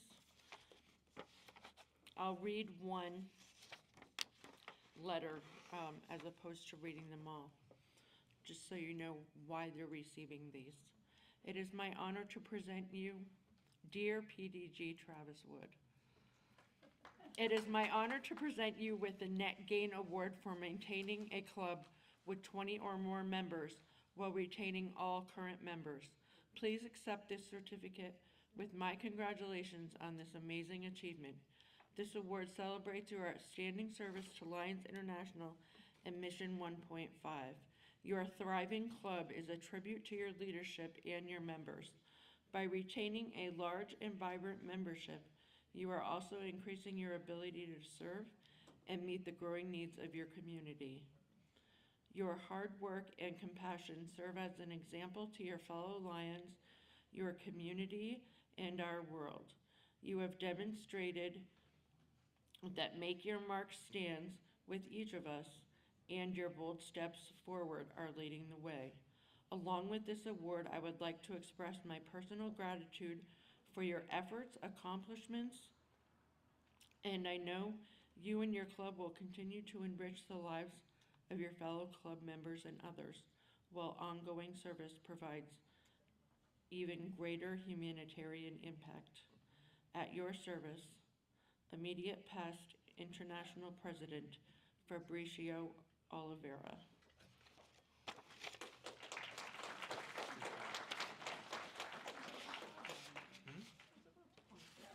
He stripped it. It was crooked. Very lovely, thank you. Thank you. Here, Trev. Thought my truck was gonna be empty. I also have one of these for Douglas Gardner, Orleans. I don't think any of these people are here.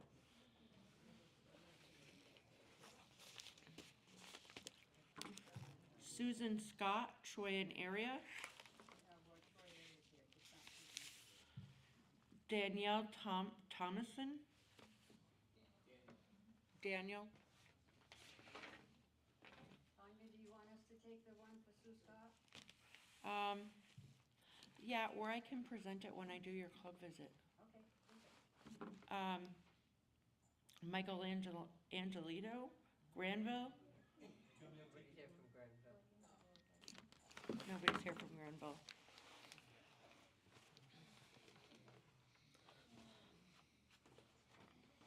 Onward and upward. On your tables this morning, I placed a bio for Robert Retby, past international director. We would like his endorsement for third vice international president to be voted on in Hong Kong. If anybody would like to make a motion to accept that endorsement.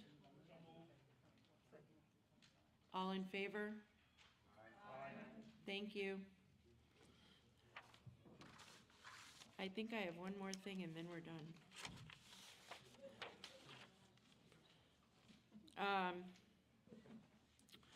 So as most of you know, this is World Diabetes Month. And I have a little prize up here. If anybody can tell me what World Diabetes Day is, the date. November 14th? Yes. You want to come up?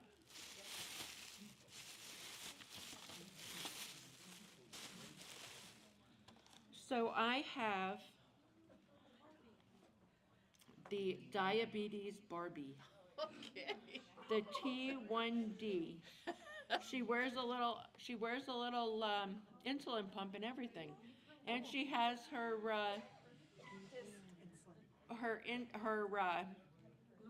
glucose monitor, continuous glucose monitor on her arm. Thank you so much. Appreciate it.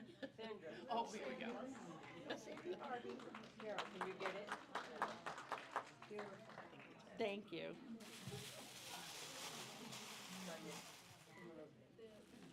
Yes.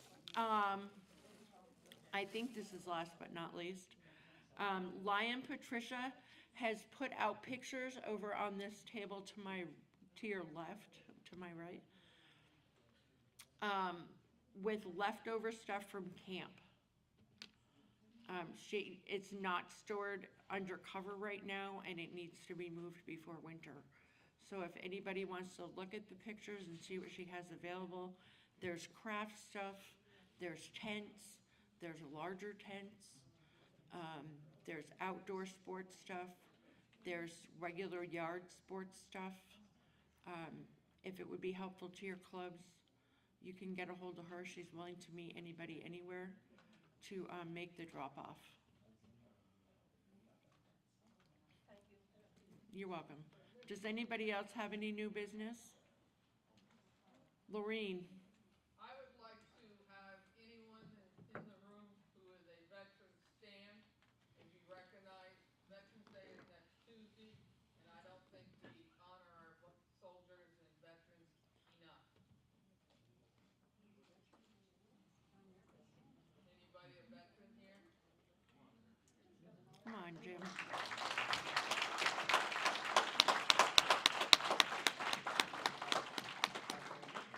Thank you, Lion Lorene. So with that said, the winter cabinet meeting is January 10th, 2026. It's going to be at the Canadian Club in Barrie. We are packing 30,000 meals at that event. The boxes are available to the clubs. There is information sheets on the registration table for purchasing those boxes. They're $80 this year. That's all I have to say about that. So with that being said, tonight is the LCIF Super Raffle, if you haven't heard yet. The committee has been working tirelessly for months to get this set up, and we are very excited to now break from this meeting and finish setting up. Thank you. I forgot. Do you want to come up? Quickly. Thank you to everyone who bought tickets for PDG Kathy Dorman's raffle for her campaign for international director. Today is the last day because we'll be picking tonight. So if you have more tickets that you'd like to buy or haven't purchased them yet, come see me or Lion Anna. Thank you so much. Thank you, everyone. I look forward to seeing you all tonight.